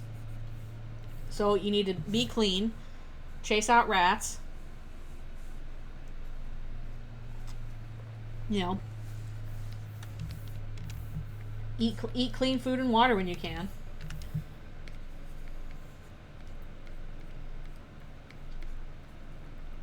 And I'm pretty sure they have, like, an antibiotics for the plague now, because, like, the plague still exists today. It's not eradicated.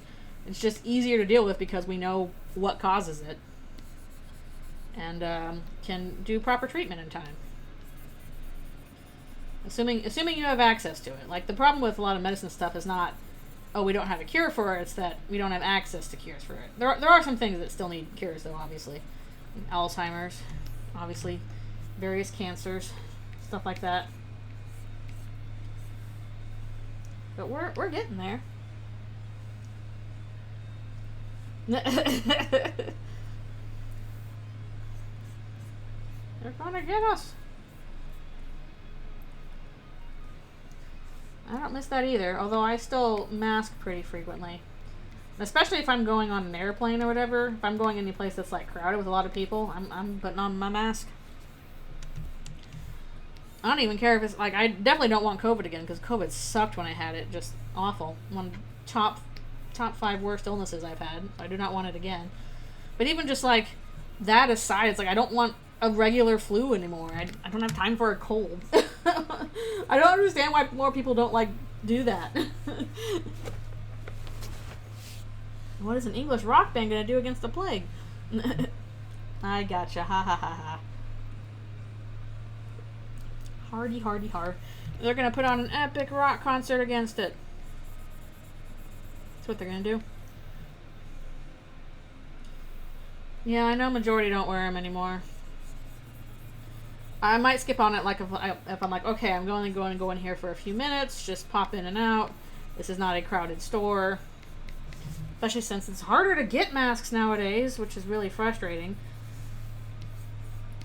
And the cloth ones really don't do as well as just like a regular N95. But definitely if I'm like, okay, I'm going to be in one place for a long amount of time, I'm going to be someplace that's crowded, it's mask time. And of course, keep up to date with my shots. Yeah, so basically hazmat suits are just those outfits, except a little different.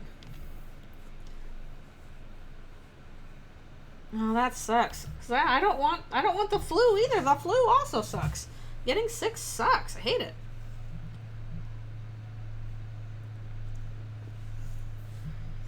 I will, if I have means to avoid it now, I'll do that.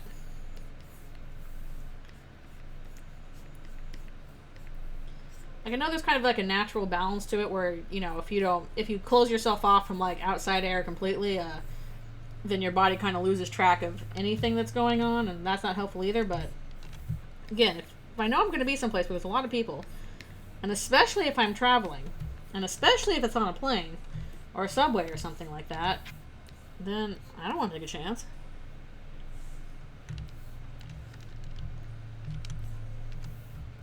Yeah, at least on the subway you can. I honestly still get a little bit nervous if I'm like in a public place, a really crowded public place, and I don't have a mask.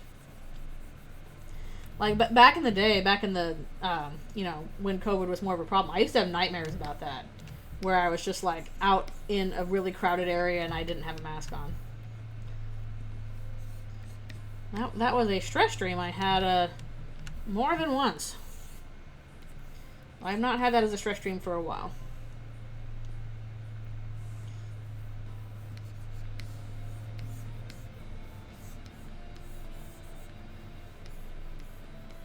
I do like our SkyTrain here. Our public transit's pretty cool. I like the public transit. Yeah, a plane especially compared to like anything else. I do not understand why people get on planes without wearing masks. I'm like, you are in not just a crowded environment, but a closed air environment. You are there 4 hours breathing, you know, the same stuff that everybody else is. And again, this is pressurized.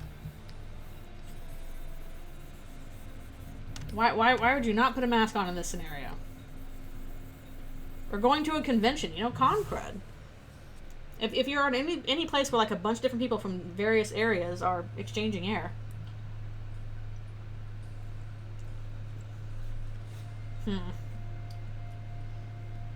Oh, geez, that sucks. Yeah, 2022, that's still a big concern.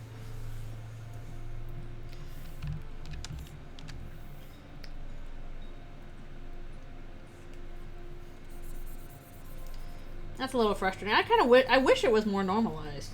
I wish it was considered totally fine, acceptable behavior to be like, yep, I'm in this public area. I'm gonna put on my mask. Like, it's not even like a condemnation of anything or anybody. You're just like, I'm in a slightly riskier situation, so I'm gonna do a basic form of self-protection. That's good. People had it at the con, yeah. Hello, hello. Thank you for coming, and the various hellos.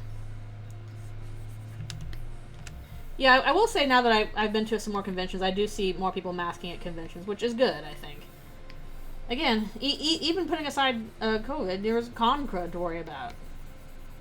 where you just meet a bunch of people from around the state or around the world or wherever, you're more likely to get a germ.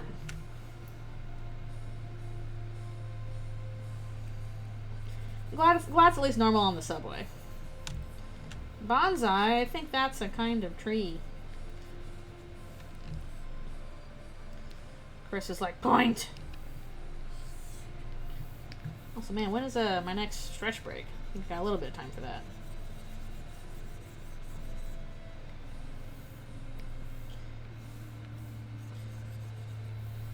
Anyways, that is the main things you can do to help guard yourself against the disease. Get your shots, keep up to date with that. Wear a mask when you can, especially in a crowded area. Get good sleep as much as you can. Drink fresh water. Get a balanced diet, where you make sure you get some fruits and vegetables, some proteins, and yes, some sugars too. They're all good. Get your shots. I'm honestly a little bit anxious because I want to get a shingles shot, because I had chickenpox very badly when I was a kid, and that is how you get shingles, is that it's leftover smallpox, like hiding out in your spine. And I asked my doctor, can I get a shingles shot? I'm concerned about that. And he's like, no, you don't get that until you're 50. And I'm like, oh. But I've heard people are getting it younger. So I gotta wait until I'm 50 for that, apparently. Water is magical. Water is best. That's one of my mottos. The magical substance of water. Alright, we got primary shading done on this one. We'll move on to the next page.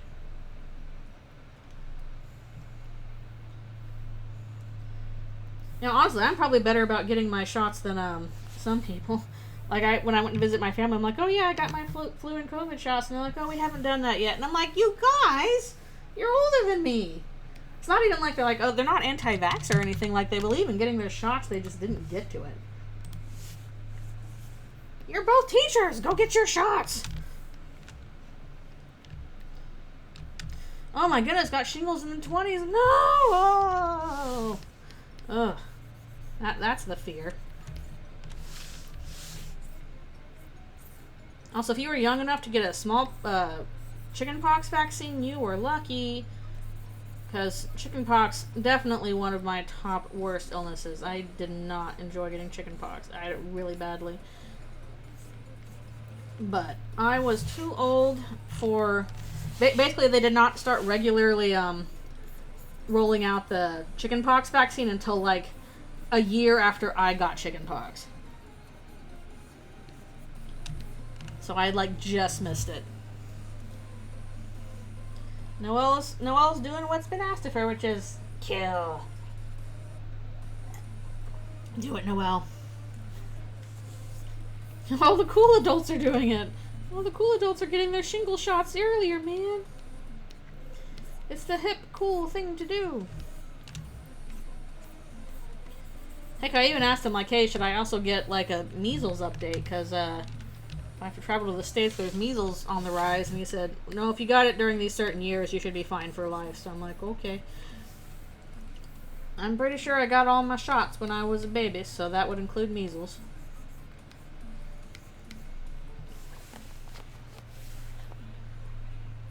No, do not get chickenpox naturally. If you can avoid it, chickenpox sucked.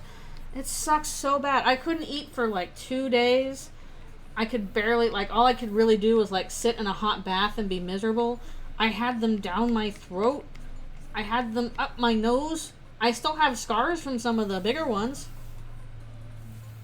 You do not want chickenpox. It sucks so bad. And yeah, now I have to worry about shingles. So... Don't do those chickenpox party things. Having chickenpox sucks.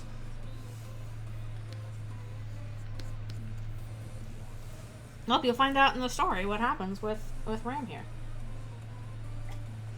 The forbidden path begins with you, bitch. Yeah, again, I wish I could have gotten the chickenpox vaccine. I know my parents would have gotten it if it had been available when I was at the age for it, but it was not. I was too old. yeah, just, chickenpox sucks so bad. Probably top 3 worst illnesses. Yeah, COVID is definitely up there. COVID was one of the worst illnesses I had. COVID was awful. Chickenpox was worse. And then I've had cases of strep that were just awful. Oh, TB, yeah, you need to get TB every 10 years. I didn't know this. I thought you got that, or maybe it was tetanus. I'm pretty sure that, like, it's either TB or tetanus you have to get, or maybe both, get every 10 years. I think I got it recently. It's not bad. So if you are, like, if it's been a while since you've had TB, get a booster. Yeah, you got lucky if it was a mild case. I had a pretty severe case. It was quite awful. Again, I could not eat for 2 days. It was too sick. I was too miserable.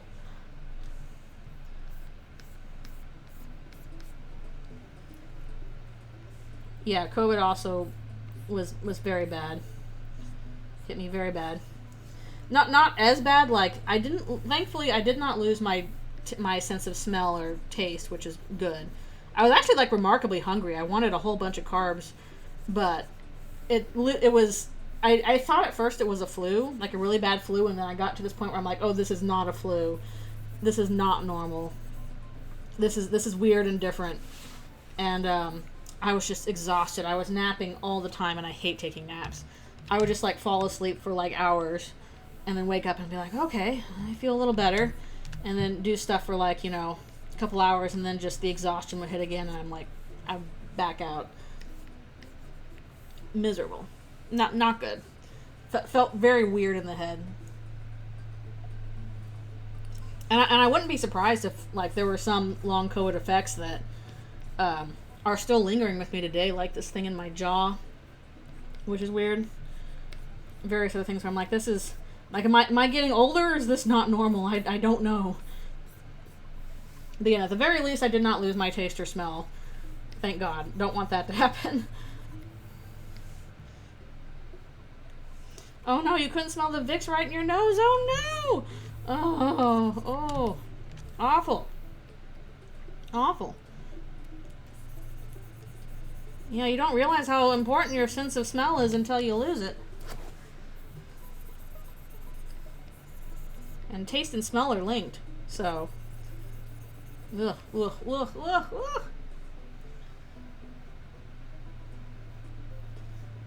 Yeah. Ugh. It was awful, so I never want that again.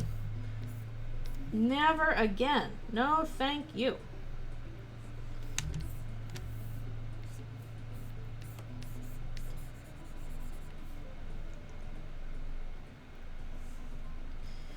Yeah, it's the weird thing is that, like, yeah, it's, like, different for every person, because, again, I didn't lose my sense of taste or smell, but I got, like, I just wanted a lot of carbs. I'm like, please give me carbs. I want potatoes. Potatoes! And yeah, I was exhausted all the time. Also, I think I'm well past the point where I was supposed to do my my stretches, so. Oh wait, no. Did I do my stretches recently?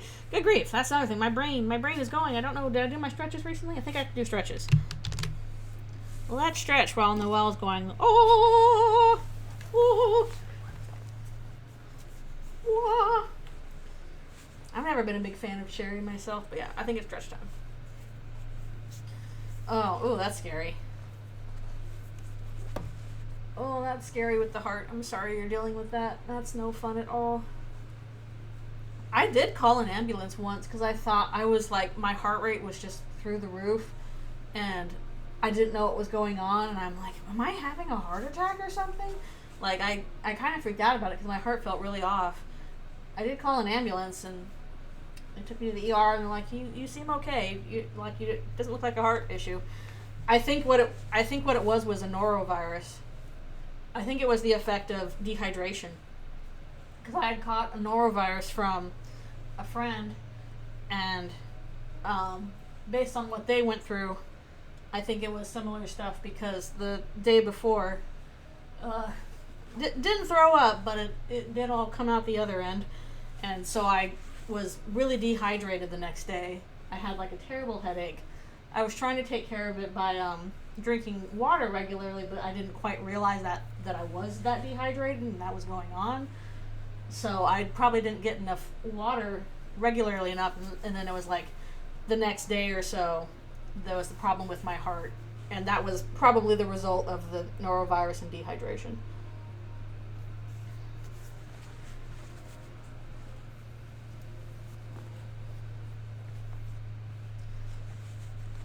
Yeah, that stress can definitely do that. It sucks how like it is so unfair how like so many things that can go wrong with your body are literally just like you're just stressed. It's like, yeah, lots of things in life are stressful all the time. What can we even do about it? Be less stressed. I would love that. How do I do that?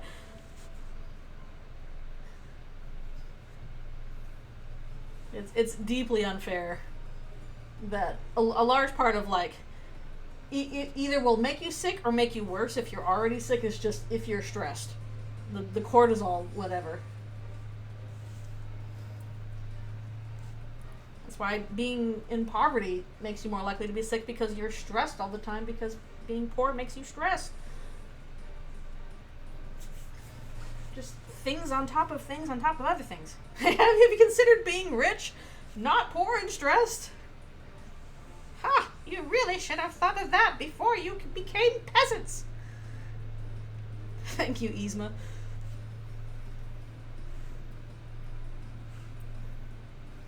Oh, that sucks that they still haven't figured it out. Ugh, I hate that. So that's always kind of in the back of your mind. That's, I'm sorry. That's so crappy.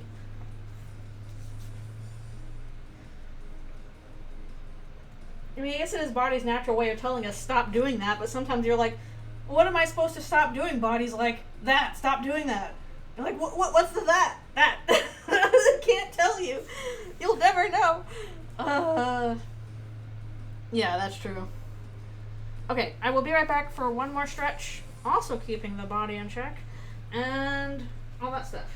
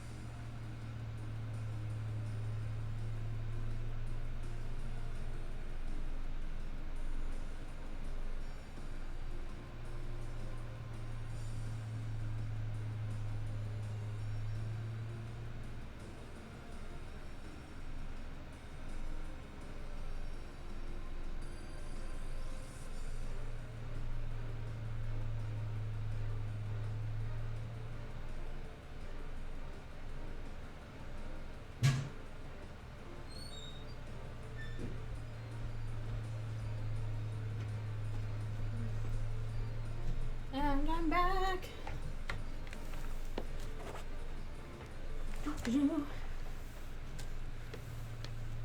Does Noel's ice stay frozen forever? Usually, yeah. Yeah. I mean, at least in canon, if you ice shocked an enemy, then they got forever frozen. Ice shock.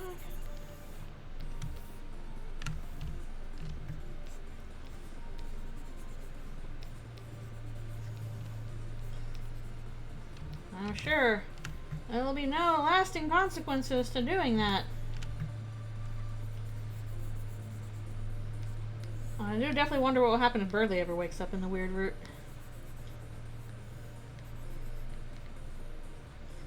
Permashock. System shock. Bioshock.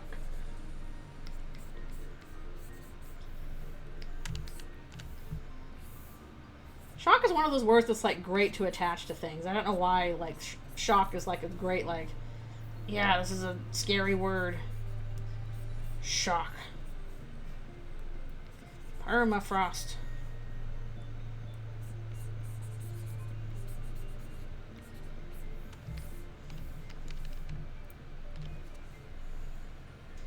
Ice 3.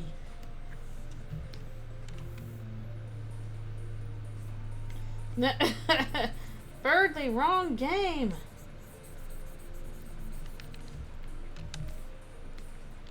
Blizzaga. Even better, Blizzaja.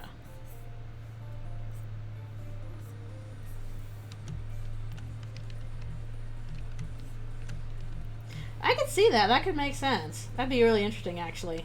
Basically, if you keep up the weird root, he never wakes up. But if you abort the weird root in like chapter 4 or something, he'll wake up. That could be neat. We could get some interesting interactions from that. Fascinating. I could be behind. I could get behind that.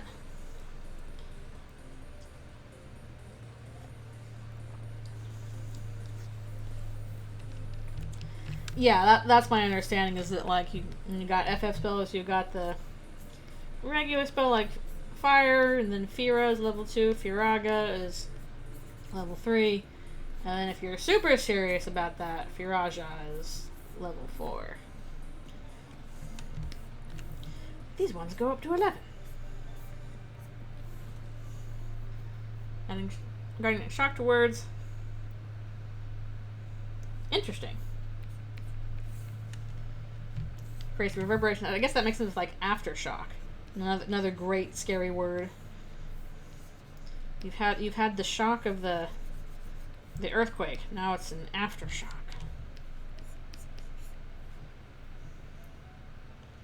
The Nixon shock.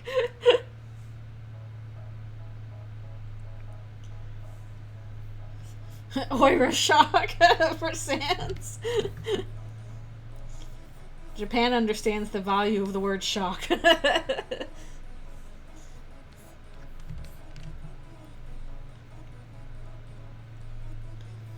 Yeah, multi-spell is also useful.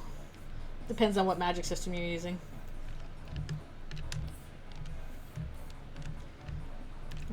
Okay.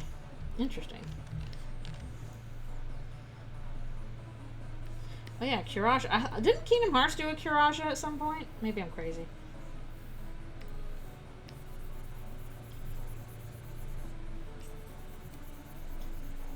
We just need to do like Earthbound and like have, you know, alpha, beta, gamma, omega spells.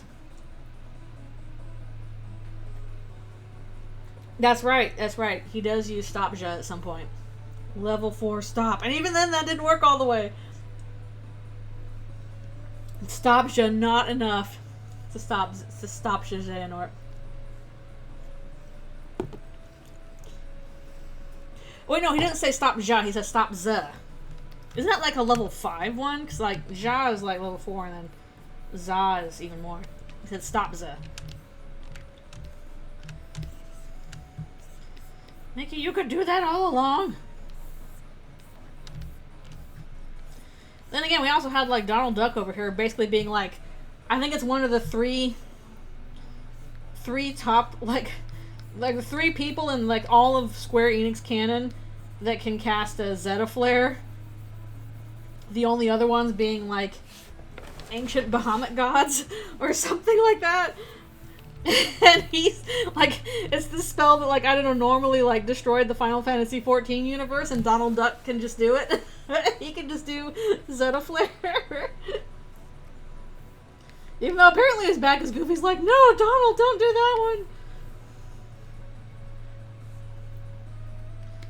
I feel like he said stop Zeta, but I can't remember. But I do find it extremely funny that Donald Duck is canonically one of, like, the 3 most powerful mages in all of Square Enix history. In his world with which there's eye flare, imaginary number flare. We've gone beyond the flares you can imagine. We're in hypothetical flare. Zeta Flare was stronger level than Bahamut. Wait, who does it in World Ends With You? Is it that mathematician guy? I only played it once. Donald uses flare to heat up his morning coffee. He probably does. Although for Donald, like, regular flare is just like fireworks. Still a really good spell, but usually in Final Fantasies, flare is pretty strong. A left flare.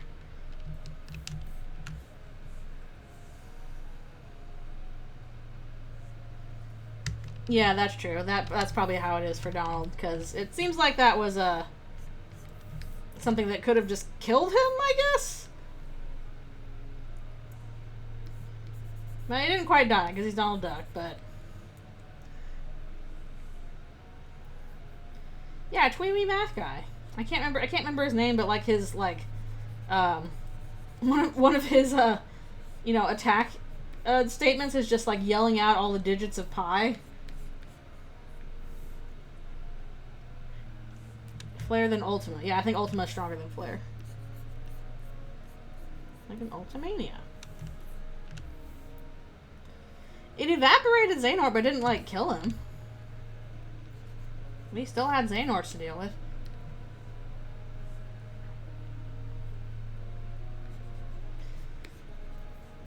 Donald's like, what, you don't think I can cure... My magic's good enough because I don't cure you often enough? Well, watch this.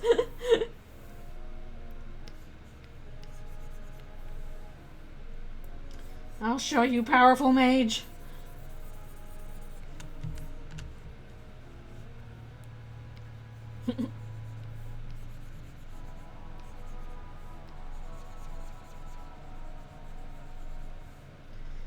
Evaporated a Xehanort. I thought even that one still kind of survived, or was it just like freeing Terra from that particular Xehanort? I've scrubbed so much of Kingdom Hearts 3 from my memory. Oh. I'm sorry, Kingdom Heart.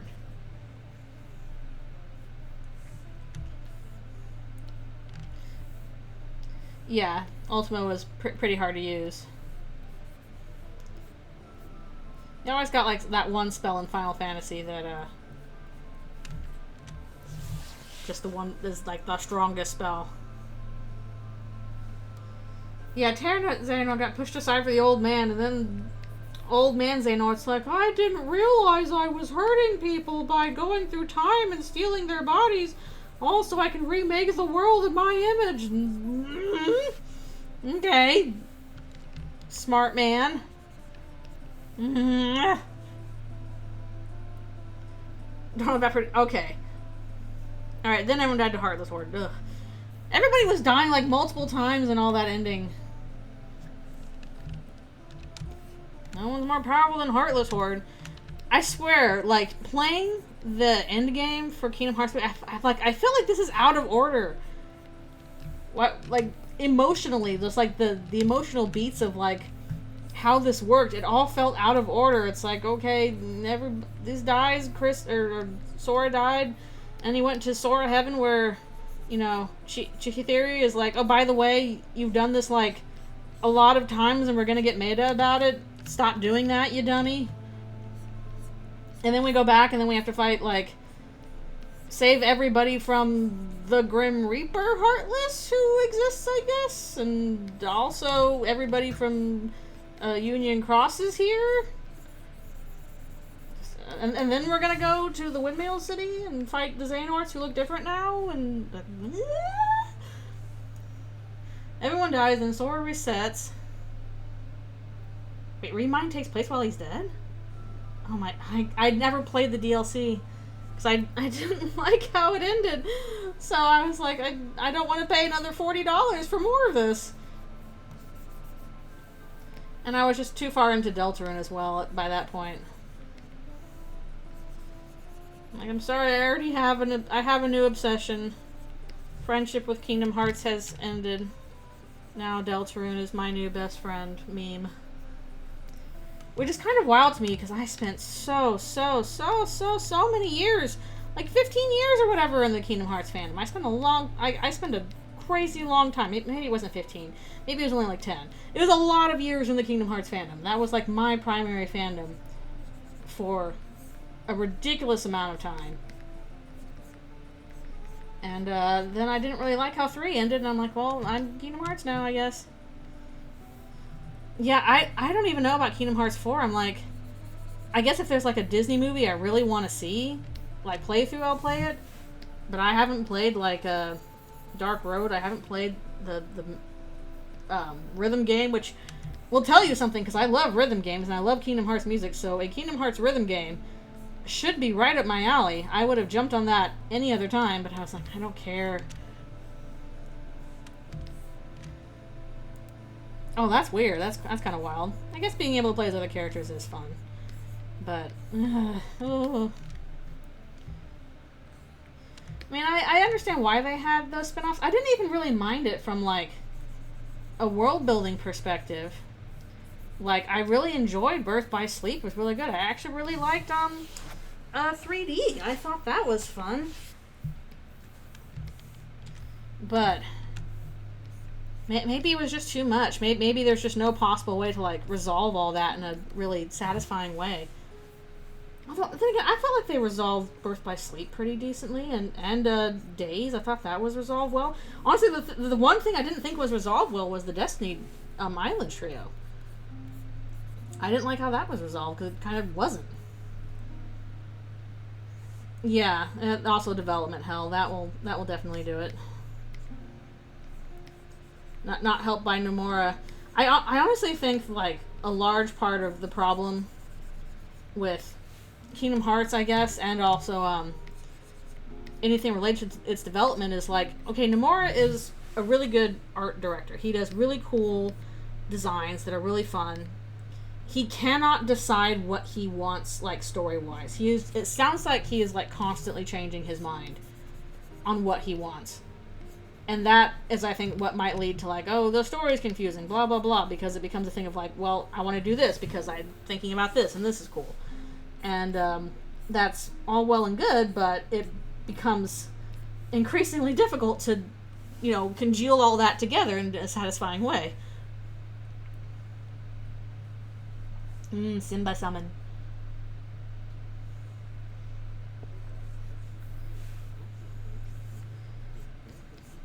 Maybe the part where I really fell off was because I didn't play the mobile game, the Union Cross. I didn't do any of the big MMO stuff. And then it turned out that that's actually, like, pretty dang important to the overall lore. And I think losing on that is where it lost me. Because I didn't want to participate in that. I didn't want that kind of game experience. I just didn't participate in any of that kind of stuff, and it turns out, oh wait, this is all actually, like, rather important. That's kind of limited in terms of your audience there. Like, even having watched, you know, the Union Cross movie, you know, like, okay, here's all the founders, blah blah blah. And one of them might be Xigbar, I guess. Luxu might be Xigbar. And, like, I don't know, I got really tired of it, honestly.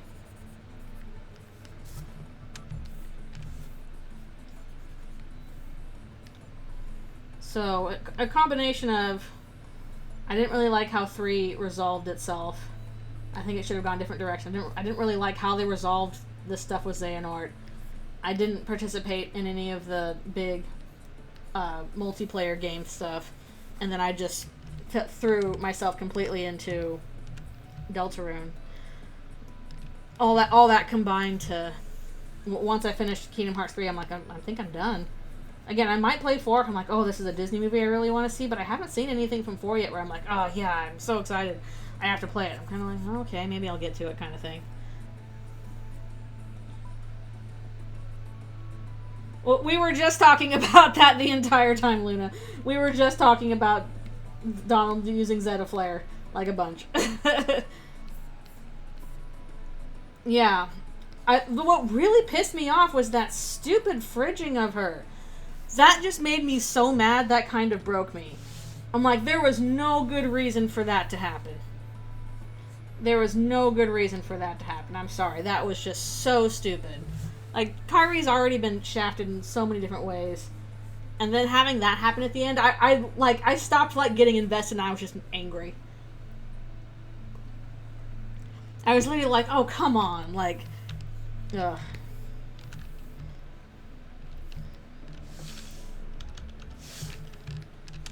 That was probably my breaking point.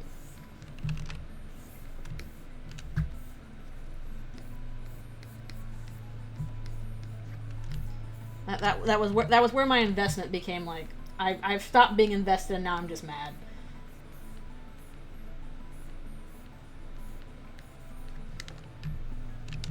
Yeah, it was a disappointment. There again, no good reason to do that.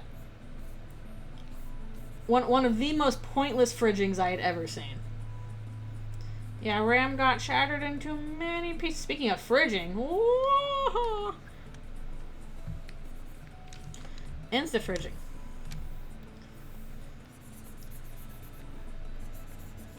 She'll do her best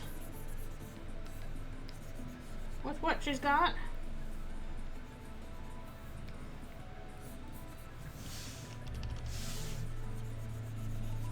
He was a little guy, but they do enjoy eating a minion here and there. You didn't save any for me. You gotta be Moss buddies. I am sad that the one thing I missed in Chapter 3, I missed the Chapter 3 digital moss. So I've gotten just about everything on at least one save file except the moss. And I'm like, I don't know if I really want to go back and get the moss and then fight the knight again. I got the egg at least. Chris will forever be slightly, they will never be the true moss master in my file. Moss master, master of moss. Maybe so. I don't know if I'm really going to do a replay of 3 and 4. For one thing, good grief, they take a long time. And two, I feel like I've been pretty thorough with my playthroughs. Again, I had my blind playthrough, where I discovered stuff. I did the playthrough with my friends. I did the streams where we went over, like, you know, eggs and secret bosses and stuff like that. Got all recruits, so I've been pretty thorough. Eggs and moss. We'll just need moss eggs. So I gotta fill in the ice shards on this. They're not supposed to be see-through.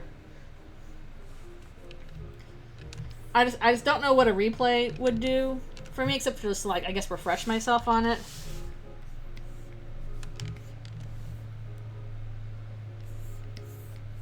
I mean, maybe I will dive back into it once we get Chapter 5 announced.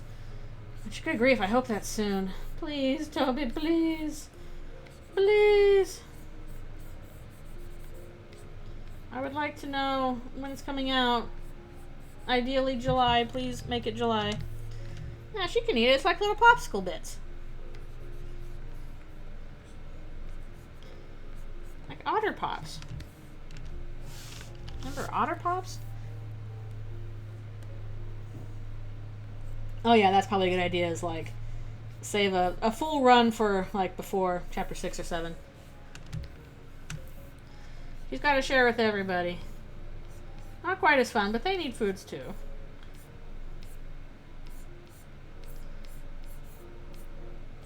Frozen ram as opposed to frozen ham. Actually, frozen ham would suck. Ugh.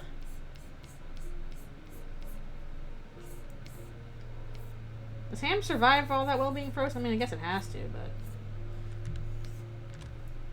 Ramsicle.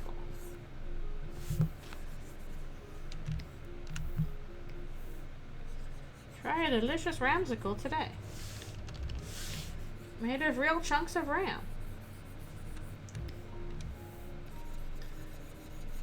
No one will shed a tear for this tasty summer treat. Why is the game so mean to ram? This is kind of weird. It introduces ram and everybody's like, yeah, this guy kind of sucks. And it's like, okay. Oh. Yeah, I haven't played 1 in a while either. I think the last time I did it was also to prep for 3 and 4. Still can't believe they did like an announcement for that and like Switch 2 trailer. That was kind of wild.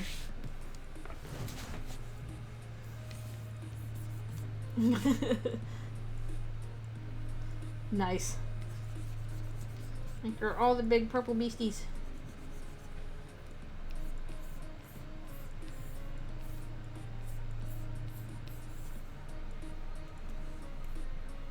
Nice.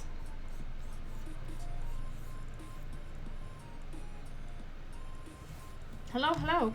We are working on next Eldritchrune part. We're almost done with it. We're getting close. I've got character shading basically to do. Maybe so. Maybe it was cynically observing. It just, I don't know, it felt kind of weird in combination with like everybody else involved with Ram. He like, why was this guy friendless?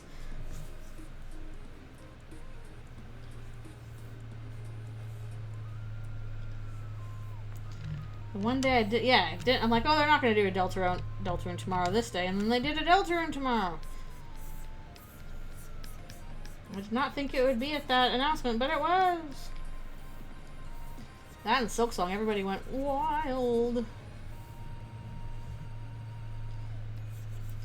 That is true.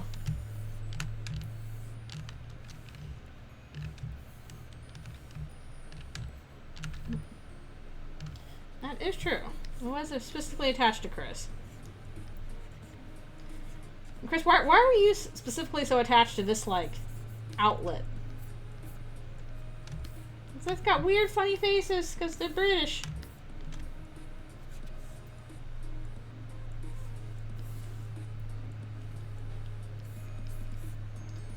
They just clung to it. Sometimes you just get really attached to, like, a specific object for a reason. And you can't even, like, articulate it. I had, like, a favorite cereal bowl once, and I dropped it on the ground, and it shattered once, and I cried over it. It was just a bowl I really liked, and I was just, you know, so sad. Even knowing, like, okay, you know, this is just an object. It wasn't even a super unique one. I just really liked it, and I was sad when it broke. We get attached to certain objects.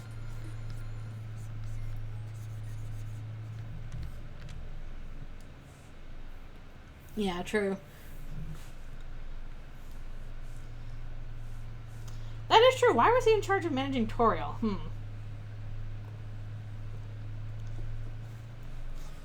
I think Susie can swim in canon. At least I don't have reason to doubt she would right now. If she can, she hasn't indicated it. Like, she's not, like, you know, sitting by the lake being like, look at all that water, I can't swim. Maybe that'll change.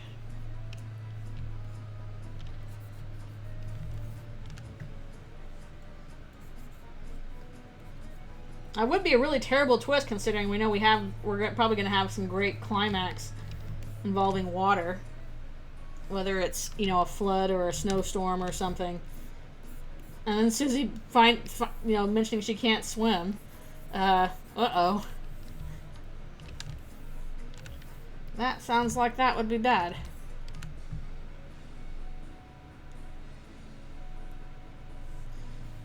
That's possible, I guess. He was really kind of laying into Ram about it. He's like, no, poke more air holes, turn on the classical music. Like, he still seemed to kind of be, like, really demanding with how Ram handled Toriel.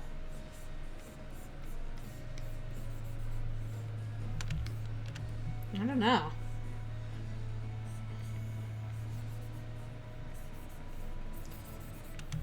Don't drown, Susie. Learn to swims.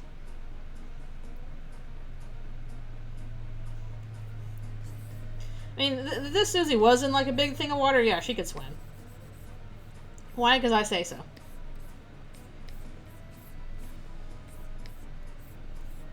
Well, admittedly, it is a little hard for lizards to swim. Like, they can do it, but it's more like frantic splashing and paddling than a proper swim.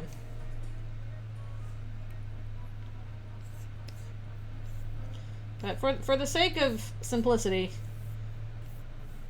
Eldritchrune Susie, yes, she can swim.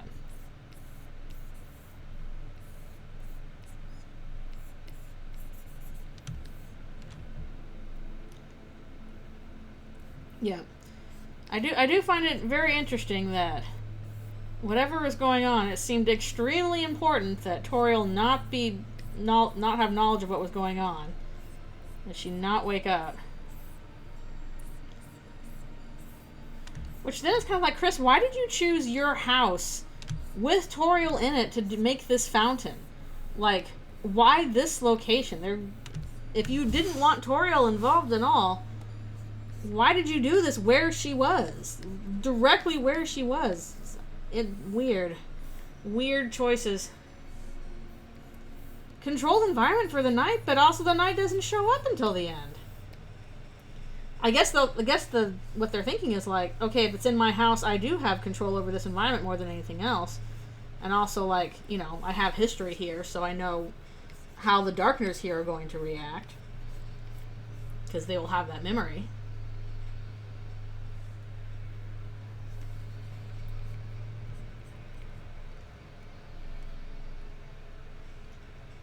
Yeah, or aren't in the closet. It's a late night. Wah, wah, wah, wah. It's a pun. Yeah, I hope we get some explanation for that, because there's so many questions surrounding, like, okay, why is the knight doing that? Why do they react to, you know, Tenna, quote-unquote, betraying them and freeing Toriel? Yeah, is the knight distracted? We don't know. And if the knight's distracted with something, what the heck are they distracted with? Like, knight, this is supposedly your role, your job. What are you doing?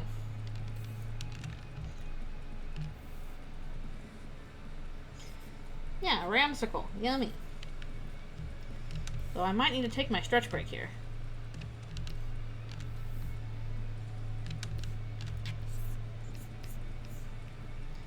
Go a little bit further, then we'll do it. And then let's do kind of like a longer final session.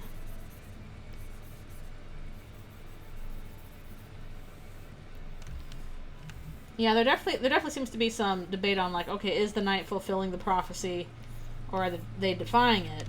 And from what I can tell right now, they haven't really done anything to defy the prophecy. They seem to be following it pretty close, which is like, okay, why are they doing that? Especially if it's Des, who, you know, wants to defy roles and stuff, which is why I think there could be something really interesting in terms of, like, this is a person who, you know, hates being defined into a role and, you know, put into this position where you have to act this way. And now she's trapped in a situation where she, you know, is trapped in a role and can't escape. That would be horrible if you were Des.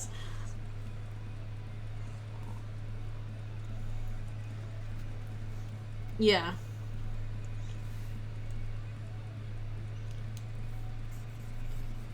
How much of it do they have control over? I don't know. It is a mystery.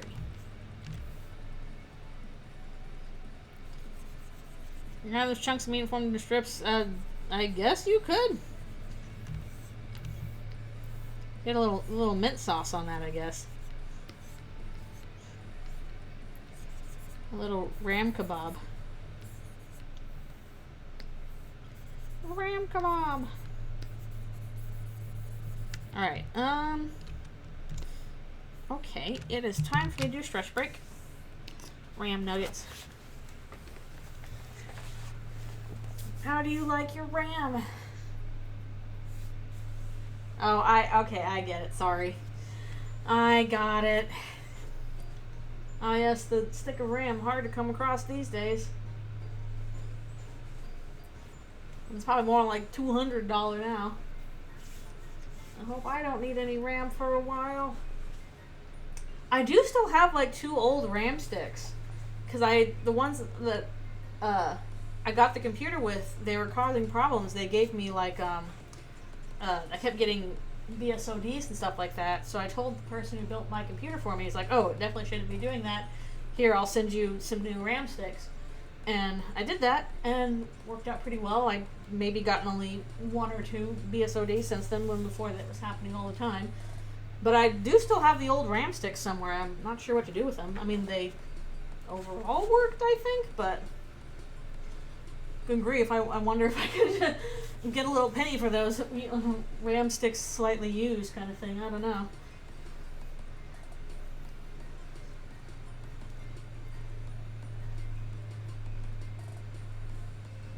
Oh yeah, I saw Leaf's comic, and I think that is a fun idea. Like as kind of a separate thing, as like a fan fiction. I'll admit I'm very biased. I do not like time loop theory at all. I don't like it. I think I'd be a little annoyed if that turned out to be the case, just because like I do not think that's going in that direction at all. But yeah, I saw Leaf's comic, as usual. Leaf does really good work. I really like Leaf's work. So I think like as a what if, as a fan fiction, that could be a really neat idea. This back and forth between Chris and Des until Susie's like, nah, stop that. I'm breaking the loop. So again, cool fan fiction idea, cool execution of that. I don't want that in canon.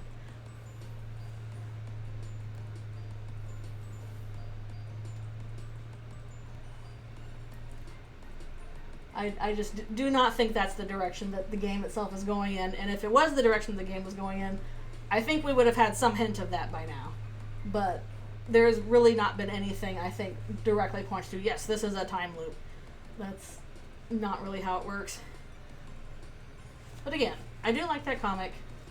I think that could be an interesting what if in another universe.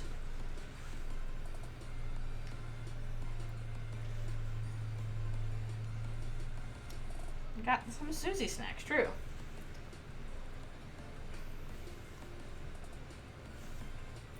Mm-hmm. Oh, that's a creepy, interesting idea that like naturally she usually looks like Rudy. Because people do like to draw her with the dark fur, but if she was kind of altered to look more like Carol in the other state, that could be something interesting going on with that. Yeah, that's another reason why I don't really want a time loop. We already did a time loop in Undertale. Oh my goodness! Thank you for the raid. Hello, I was just in the middle of my stretches. My stretches. What a time to raid. I want to get back into the drawings, but I was just doing my stretches. I got to do them regular like. But thank you for the raid. Oh my goodness. Okay. Hello. Thank you guys for coming. Before I run off to do my final stretches, because I gotta go do those real quick one more time. Hello, I'm Lynx Griffin. I draw a bunch of comics, especially right now. I am working on a Deltarune AU called Eldritchrune. I'm working on a future comic for that. I'm in the middle of character shading for it. I've got about half an hour, 40 minutes more to go on this. So that's pretty cool. Thank you guys for stopping by. Alright, I will be right back to finish my stretches because I stretch pretty regularly. Also, thank you for followings. Thank you. Alright, I'll be right back to do one more stretch really quick, and I'll come back and we'll do a little bit more of this.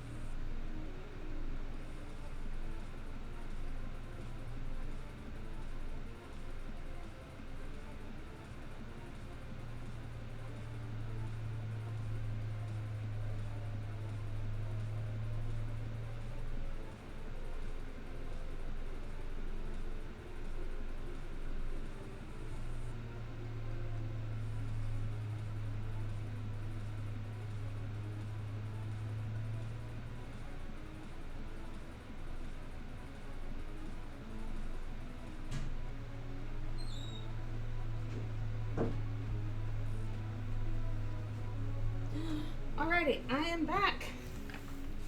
Thank you guys for being patient. But yes, if you do not know, if you're new, I do get up and stretch regularly when I'm drawing because I have, much like Toby Fox, I have suffered wrist injuries and have to account for those because I draw all the time and drawing aggravates them. So I have to be very careful, and I stretch and do exercises and physiotherapy on the regular. Again, I'm much in the same boat as Toby. Gotta take care of yourself. Okay. Another desk thought. Where at first, yeah.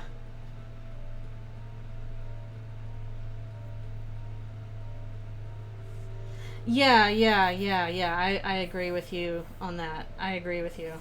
Like, on the one hand, I do think there is definitely something more going on regarding why Des is doing this for motivations. On the other hand, I do not want a situation where it's like, oh, she's just being puppeted by something else. She doesn't actually have any agency in this. I want her to have, even if it's not full agency, I want some degree of agency involved in it. I don't just want her puppeted around. I think it's way more interesting if, like, oh, she actually did, like, choose to do some of this scary stuff. I think that is a stronger case than just, oh, she's being puppeted around. Like, assuming there is, big similarities between, say, Des and Klaus. Like, I don't want a situation where, and then friend appears and is like, and then I made Des into my robot plaything. Like, I'd be like, okay. Kind of thing. Mother 3 spoilers, by the way? I hope that's okay. But, yeah, I do agree. I want Des to, be a little bit more involved in stuff. I think there's interesting things going on where, like, she kind of, the reason why she's okay with, killing Darkners is because in real life she doesn't really treat her objects very well anyway. That there's a little parallel on that. I do find it deeply, and there's like a foil against Susie in that, like, at the start of chapter 2. Alfie's is like, oh, Susie, don't kick the desk, please treat school property the way you would treat people, and she laughs it off like, well, next time I'll aim for the vitals, kind of thing. And then as soon as she learns that Darkners are objects, she turns around on that and she's like, oh no, Tenna's out in the rain, he's gonna get sick, kind of stuff like that. Like, I think that's pretty cool. Yeah.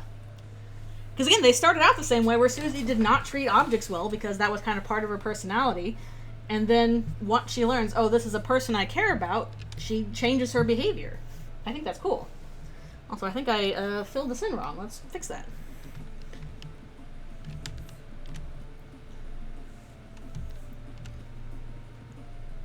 Yeah. That whole smugness where she's just like, Susie's taunting her, and I'm like, oh no.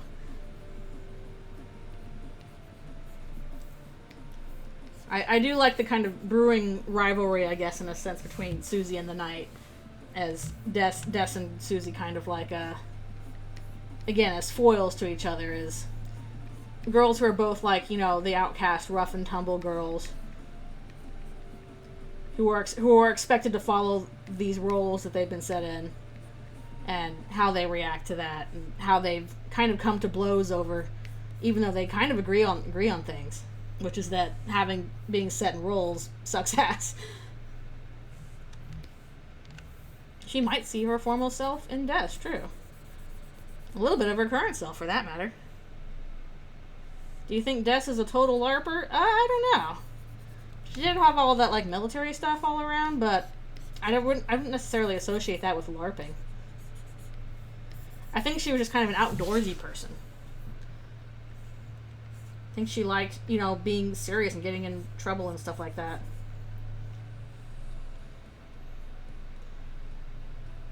Yeah, exactly. If we have a situation where, Chris and the Knight are actually working together, then the real rivalry, I can't talk, comes between Susie and the Knight.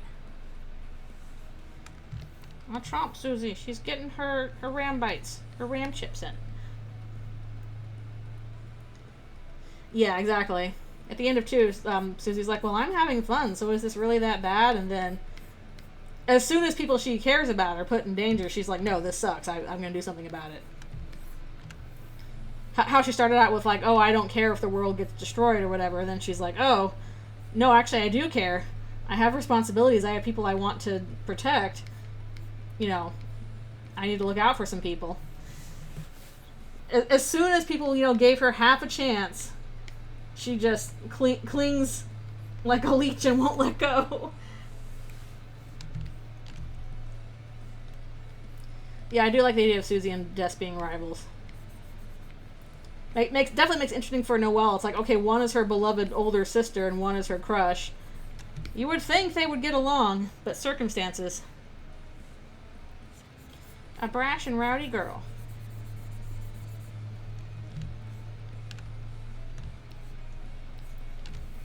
Because, yeah, Susie knows really nothing about what's happened with Des, so as far as she knows, this is just somebody who's, wants to burn the world down, who's just causing problems and hurting people. They could have been besties. Maybe they still can if things turn out really well, which, who knows, but there's a chance. Maybe that's one reason why, like, I would rather Des be redeemed than, and kind of saved, and not just like, oh, we can't save her, like a Flowey situation again, because I think there's just more character opportunities if she's allowed to have to try to integrate back into real life again.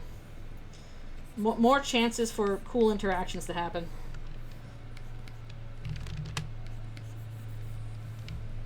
What was that mouse still wandering around over there? Oh no, I'm sorry. Well, again, you can always poke me about it on my Tumblr, and I'll talk about it on my Tumblr. Happy to talk there. I know Reddit's not the nicest to it, but I'll be nice to it because it's my pet crack theory. Which, if it's wrong, then it's wrong. We'll find out hopefully soon. I honestly think I'll be most upset, like, if we get no answers to those questions about Susie's backstory and stuff like that. Like, I would rather get an answer like, yes, all monsters bleed, Susie's not half human, she's not special that way. I would rather get that as an answer than just like, we're not even gonna bother touching the topic. that would bother me the most. Please at least give some answer, even if it's not the answer I want. Please don't leave that thread hanging, Toby, please. Exactly. Even if it's not the answer I want, give me an answer. Because there's so many questions around that. I would obviously be over the moon if it was my guess was correct, but if I'm not correct, I'm like, okay, at least now we know, thank God, I just want more on that, please. Yeah, she knows Noelle does have a sister, but I don't think she really knows that, like, Des is missing. I think her guess right now is that, like, oh, Des is at college, like Asriel is. She's just not here. People don't really seem to talk about her. We're having a vague world building competition. His world building is okay. His timelines are like, whatever. When do things happen? Whatever. They happen when they happen. It's pointless trying to work out a timeline because that's just all over the place. Yeah, I don't believe in Des human theory. I just don't. I don't think it thematically makes sense. I do honestly more like the thought now that, like, Des was, a full monster that liked humans. It was kind of the opposite of Chris in that sense, where Chris was like, I'm a human and I wish I was a monster, and Des was like, no, I wish I was human because I would have more freedom if I was human. I could be violent if I'm a human. I kind of feel like something that the monsters deal with, like, culturally, is that, like, if you are a certain kind of monster, you have to fit into this role that you've been given based on your family or what you look like. Because you have the holidays, and their whole thing is, like, we are Christmas reindeer, and all of our stuff is going to be about being, perfect Christmas family, where the holidays all the time kind of thing fit into your God-given role. You are a holly jolly Christmas reindeer, and Des is like, I don't want to do that. I don't want to be part of this kind of culture. I want freedom. So in that sense, I could see her as like admiring humanity, because she's like, oh, you're not locked into this role you have to play. You can do whatever you want. You can be angry and mean and violent, and I wish I could do that.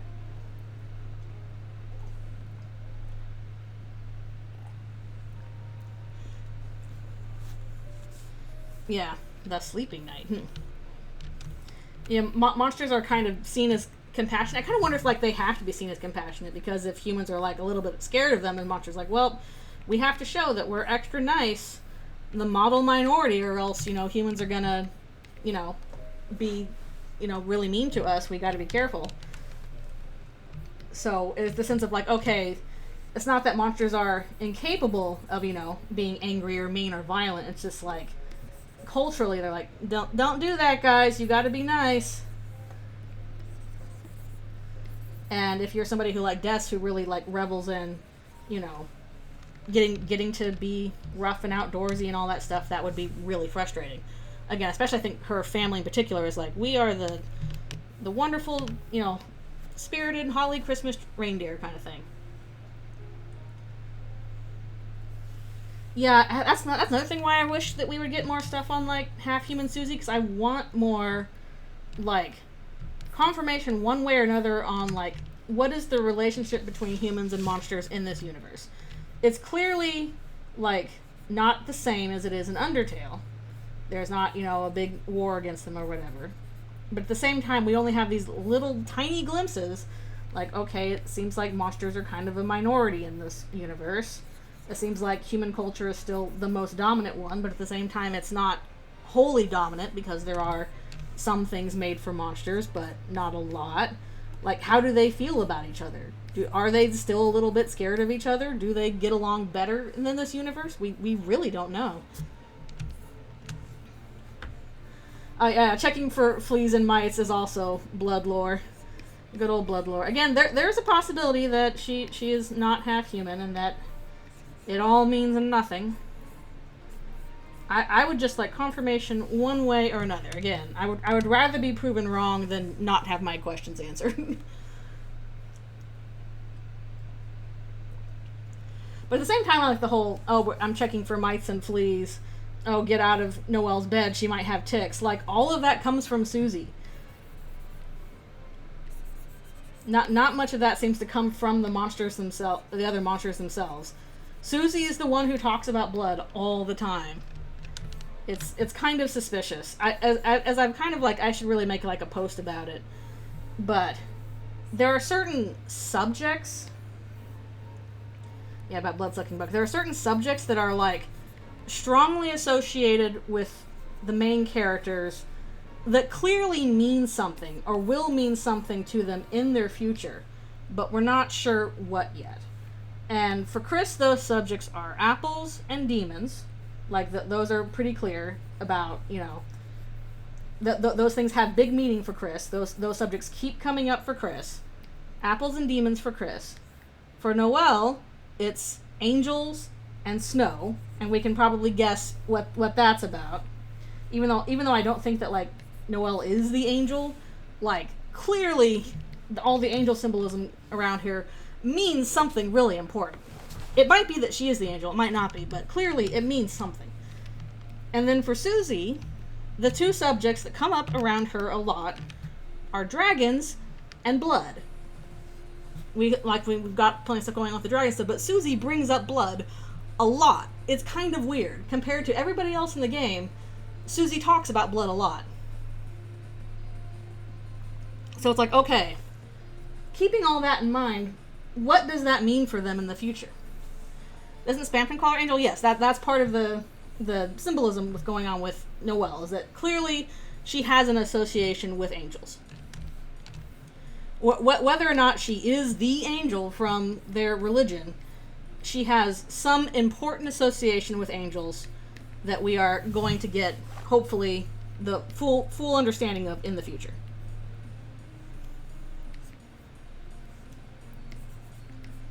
clearly angels mean something to Noelle, and then clearly, yeah, blood means something to Susie.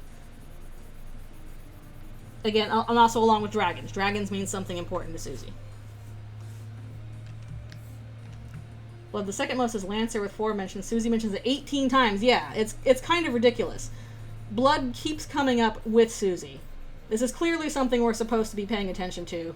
Why is this particular subject one that comes up specifically with Susie? Not with monsters in general, with Susie. Which is why for like all the, we can talk about blood lore all day and night and how, you know, kind of frustrating and stupid it is, like, do monsters have blood or not? But the fact remains, most of when we talk about blood, we're talking about it with Susie. Why? What does that mean for her specifically? Yeah, that is one of the reasons why I don't think that just the angel is Noelle, because I think that, like, if the angel was Noelle, Susie would have something different to say when they see the prophecy with the angel. I don't think she'd be like, what the hell is that? But again, at the same time, cannot deny, I would be a fool to deny that there is tons and tons of angel symbolism that comes up with Noelle. It clearly means something. It's going to be important in the future. So again, whether or not it is Noelle, it could be. I don't really want it to be. I don't think it is, but it means something important. There is some association with angels with Noelle. Yeah, exactly. And the comparison between, you know, Chris with demon, you know, mentions subjects, and then Noelle with the angel ones. Opposite sides there. That's always been deeply interesting.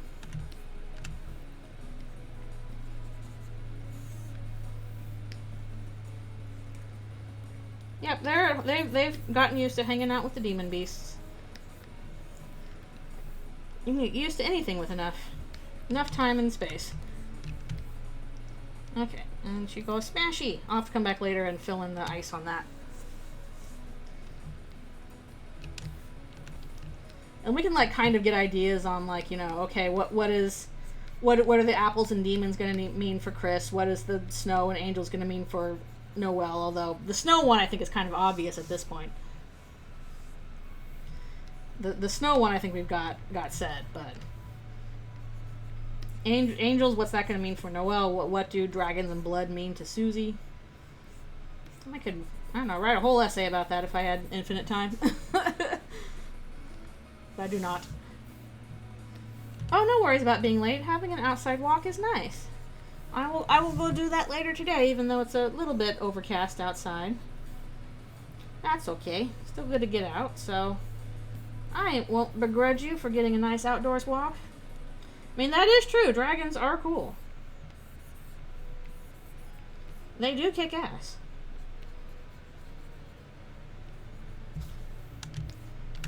I do think it's going to mean something interesting for Susie, because I know I've seen people, and they have awesome hair, as Chris will confirm. One thing I do see keep coming up is like, oh, Susie is going to be the dragon in the prophecy. There is no dragon in the prophecy. There isn't. We haven't seen one yet.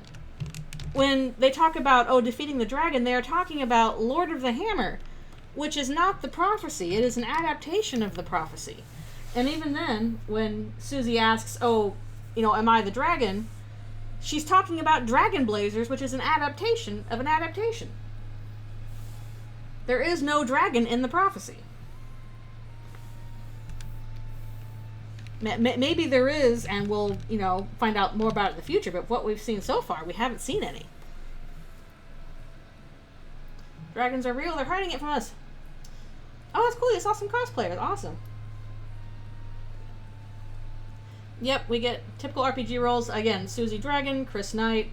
Interesting that Noelle and Ralph say both fulfill the role of mage, and what does that mean?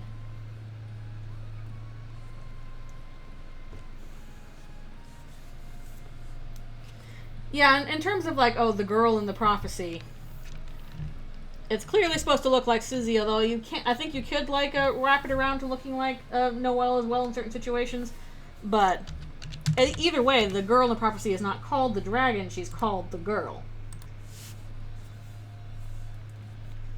Everything is adaptation. In the prophecy, dragons rules, everyone else drools. True. That's why you have to follow the prophecy. Dragon's cool. What kind of... I don't think Birdley is a mage. I think he's like a...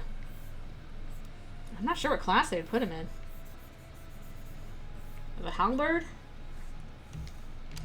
Susie Cage, Rouse Girl, Lancer Prince. We did it. It's the old switcheroo! Yeah, I feel like if you're going to do a proper swap AU, you have to swap the roles of everybody. Instead of just, like, swapping characters. Birdley's a scarecrow.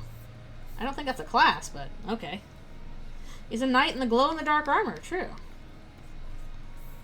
I was picturing, like, say glow-in-the-dark armor, I picture kind of like, you know, those indoor golf courses. They're all, like, neon. Little arcades and stuff. Skee ball. It's a switcheroo!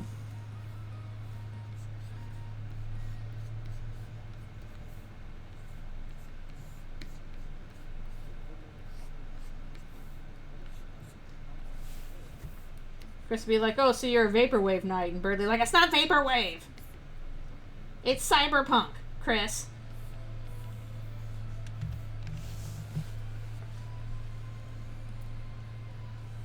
Yeah.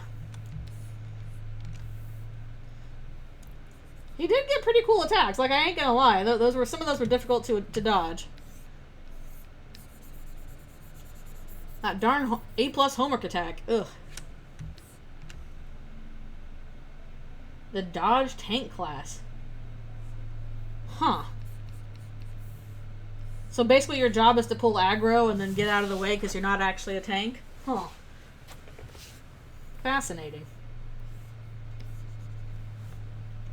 Because usually the point of being a tank is you draw people's attention and then just take a beating because you got the stamina. Dumbass rabbit kid. Honestly, part of me wants to, like... If I had way too much time on my hands, I would write up a post that's, like, in defense of that stupid bunny.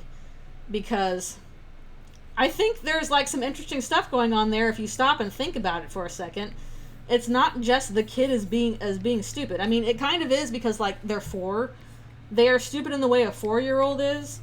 But I still think there's interesting things you can say about what's going on with this kid, especially considering the fact that, like, they're not stupid on their own. They're repeating something their mother said.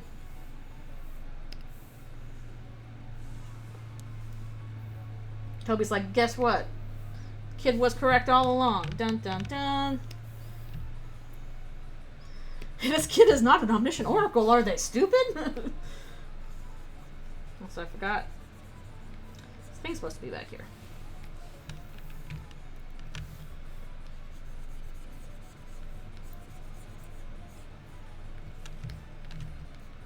Especially if you can compare the kid to, like, how they are in Undertale.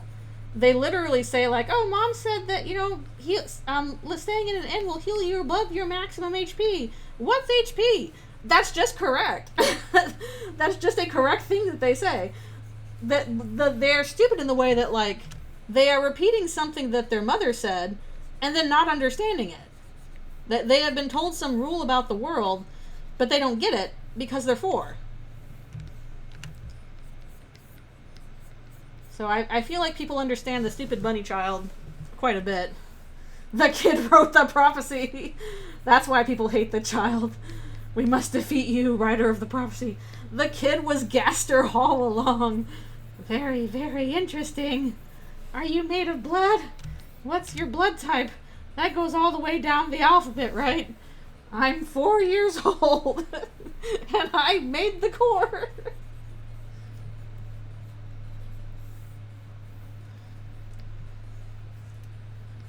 That would be extremely funny. I mean, it wouldn't, but it would.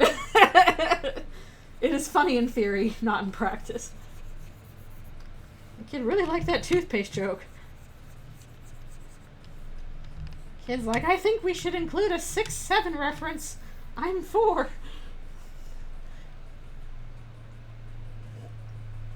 I don't know, what do 4-year-olds find funny? Probably farts.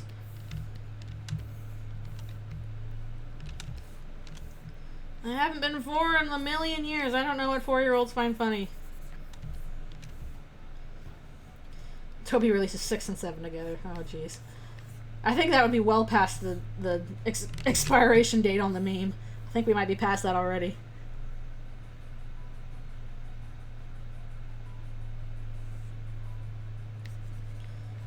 Yeah, exactly. It's probably being mentioned because it's right.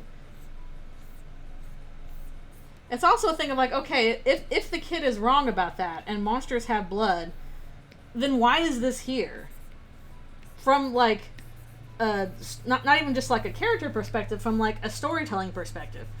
If the point of the kid is to be like, they're a stupid kid and they're kind of racist and they're making Chris feel like isolated in a town of all monsters, then why would they bring up something that monsters and humans have in common?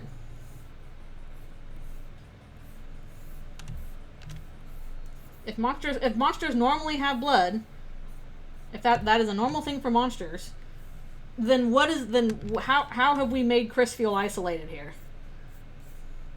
Why was this mentioned?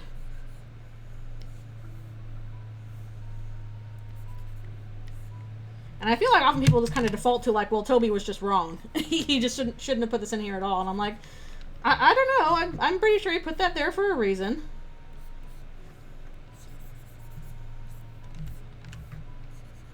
Heck, we can keep coming back to this kid and they'll keep saying new things. Again, probably slightly off things because they're 4 and they don't understand the world, but that doesn't mean they're just lying.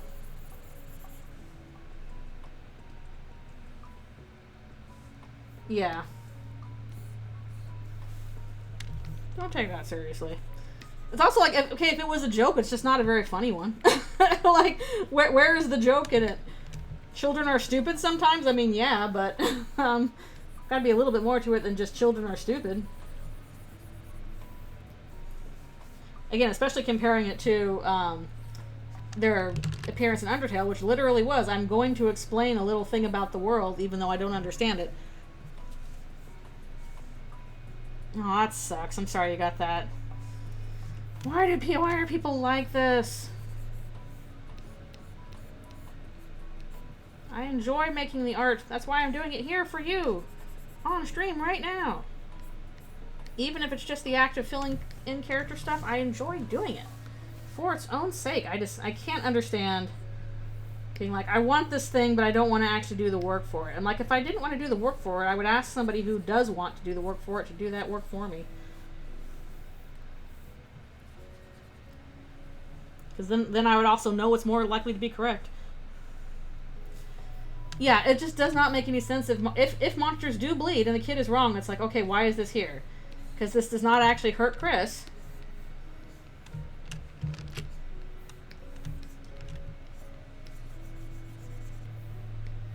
If you wanted to convey the idea that Chris is, you know, really isolated in a monster town and, you know, doesn't feel like they're a part of their community, and people will point that out to them, there are better ways of doing that. Like, literally, there's a better way of that in, like, Chapter 4, where, you know, Snowy is kind of racist, where he's like, what, do humans not have a sense of humor? And, you know, MK is like, Snowy, you can't say that kind of thing. Like, that is a fine, decent way for, like, you know, bit of meanness, a bit of, you know, bigotry from Chris's peers to show, oh, they're the only human in town. That can be really isolating. I'm not surprised if people submit things against the guidelines. They didn't actually read the guidelines. That sounds about par for the course, but ugh, it's still very annoying.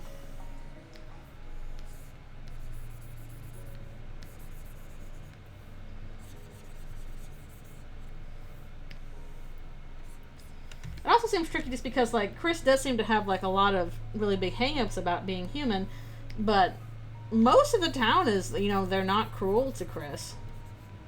I guess it can be really hard to, like, show that kind of subtleness of, like, oh, everybody accepts you, but you still feel like an outsider. That's a difficult thing to portray, I think. Who do you think they're... Oh, Kid definitely hates Rabbit Kid more. Nobody cares about Snowy.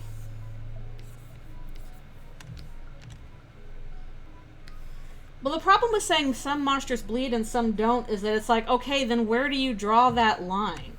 Who does and who doesn't? Why? Yeah, okay, volcano monster doesn't, ghost doesn't.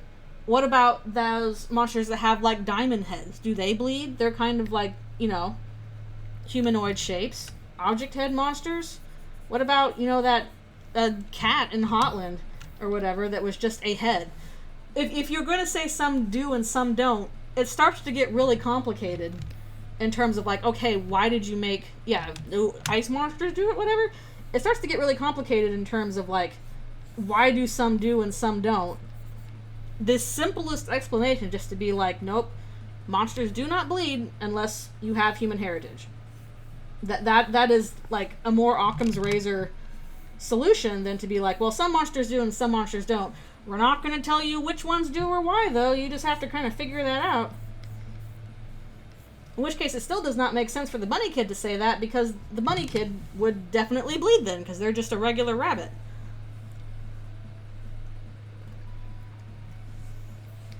If that was the case, Noelle should be well aware what blood is. I refuse to believe that, like, horror fan Noelle, whose sister was Des, that, you know, would get out into the wilderness and get, you know, roughed up and get into trouble and all that stuff, has never, you know, has somehow never bled in front of Noelle, so she can't recognize it. If monsters do bleed, then Noelle has definitely seen blood before.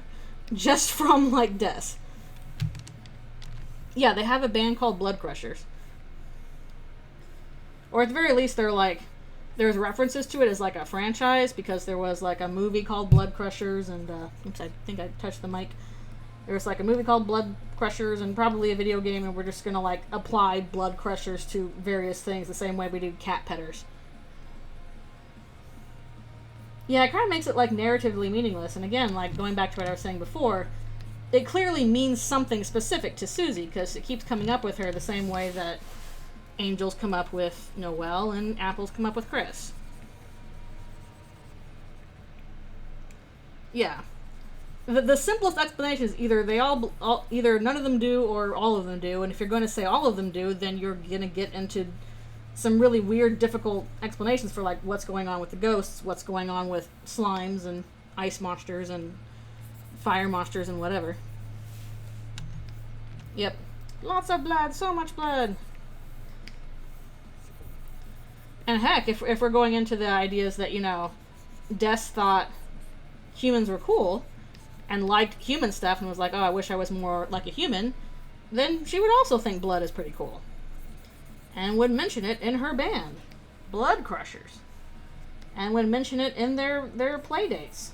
Oh, well, the blood goes everywhere, it's splooshing blood. Because even then, Lancer, like, talks about it in kind of like a little kid way. Like, oh, if you get hurt, your blood's gonna explode everywhere kind of thing. Blood, possible blood, 1997 game reference.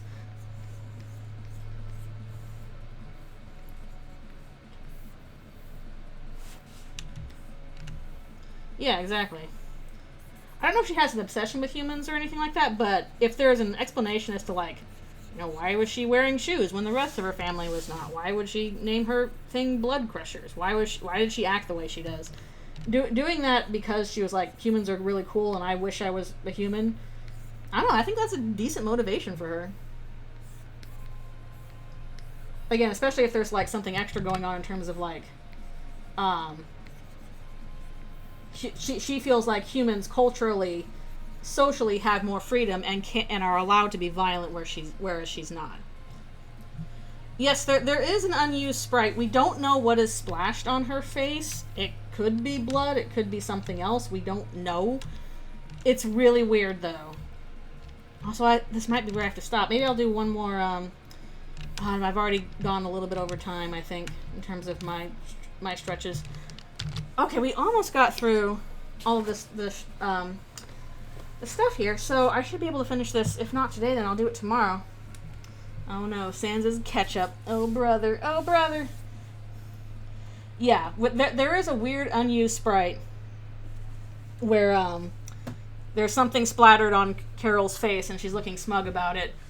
Maybe it's blood, maybe it's something else. We have no idea. There's no context, so big shruggity shrug, but it is weird that that's an unused sprite that was just kind of left in there. Why is that there, kind of thing. Like, I've got the Sans' ketchup now, but oh my goodness. Talkity, I should get some lunch. That is true. It could be tomato for all we know. We don't know. No context. She does like to chop fruitcakes in half, although do fruitcakes splatter? I guess they do. She's just playing Fruit Ninja. Fruit Ninja. He's like, ah, yes, it's lemon juice. Ugh. I was just slicing lemons and limes. All that stuff. I hope we find out. I hope there's context given to that sprite, but maybe it will be a mystery forever. Forever a mystery. We don't know. Oh, that's fascinating. That's cool. Alright, guys. I think I might have to head off now and get some lunch. And I will try and tackle a little bit more of this later today. Again, I'm hoping this should be done because we're really close to being done. This is like the last page. This should be done by, I think, Wednesday. So it'll be up and posted, and we'll finally... It's going to be a two-parter. So it should be up Wednesday, Thursday, I think, at the very least. So, yes. Wait, look out for this comic later this week. It's finally almost done. Yay! It's only taking me forever. But yes, I'm excited to finally share it. I hope you guys like it. Thank you guys so much for coming to the stream. I appreciate you guys hanging out and chatting with me. It's always a really good time. Next game stuff... Again, I guess I'm going to try TS Underswap, see if I can't do it. Finally. Hopefully it'll all work out. I got to look into that as well then. But if not, we'll figure out what else we can do. Thank you. Again, there'll probably be more art next week as well. Probably be more ending stuff. Thank you again so much for coming to the stream, for any follows and subscriptions and all that. And yeah, hopefully TS Underswap on Friday. I hope you guys have a wonderful rest of your day. And I will see you all next time. Alrighty, see you later.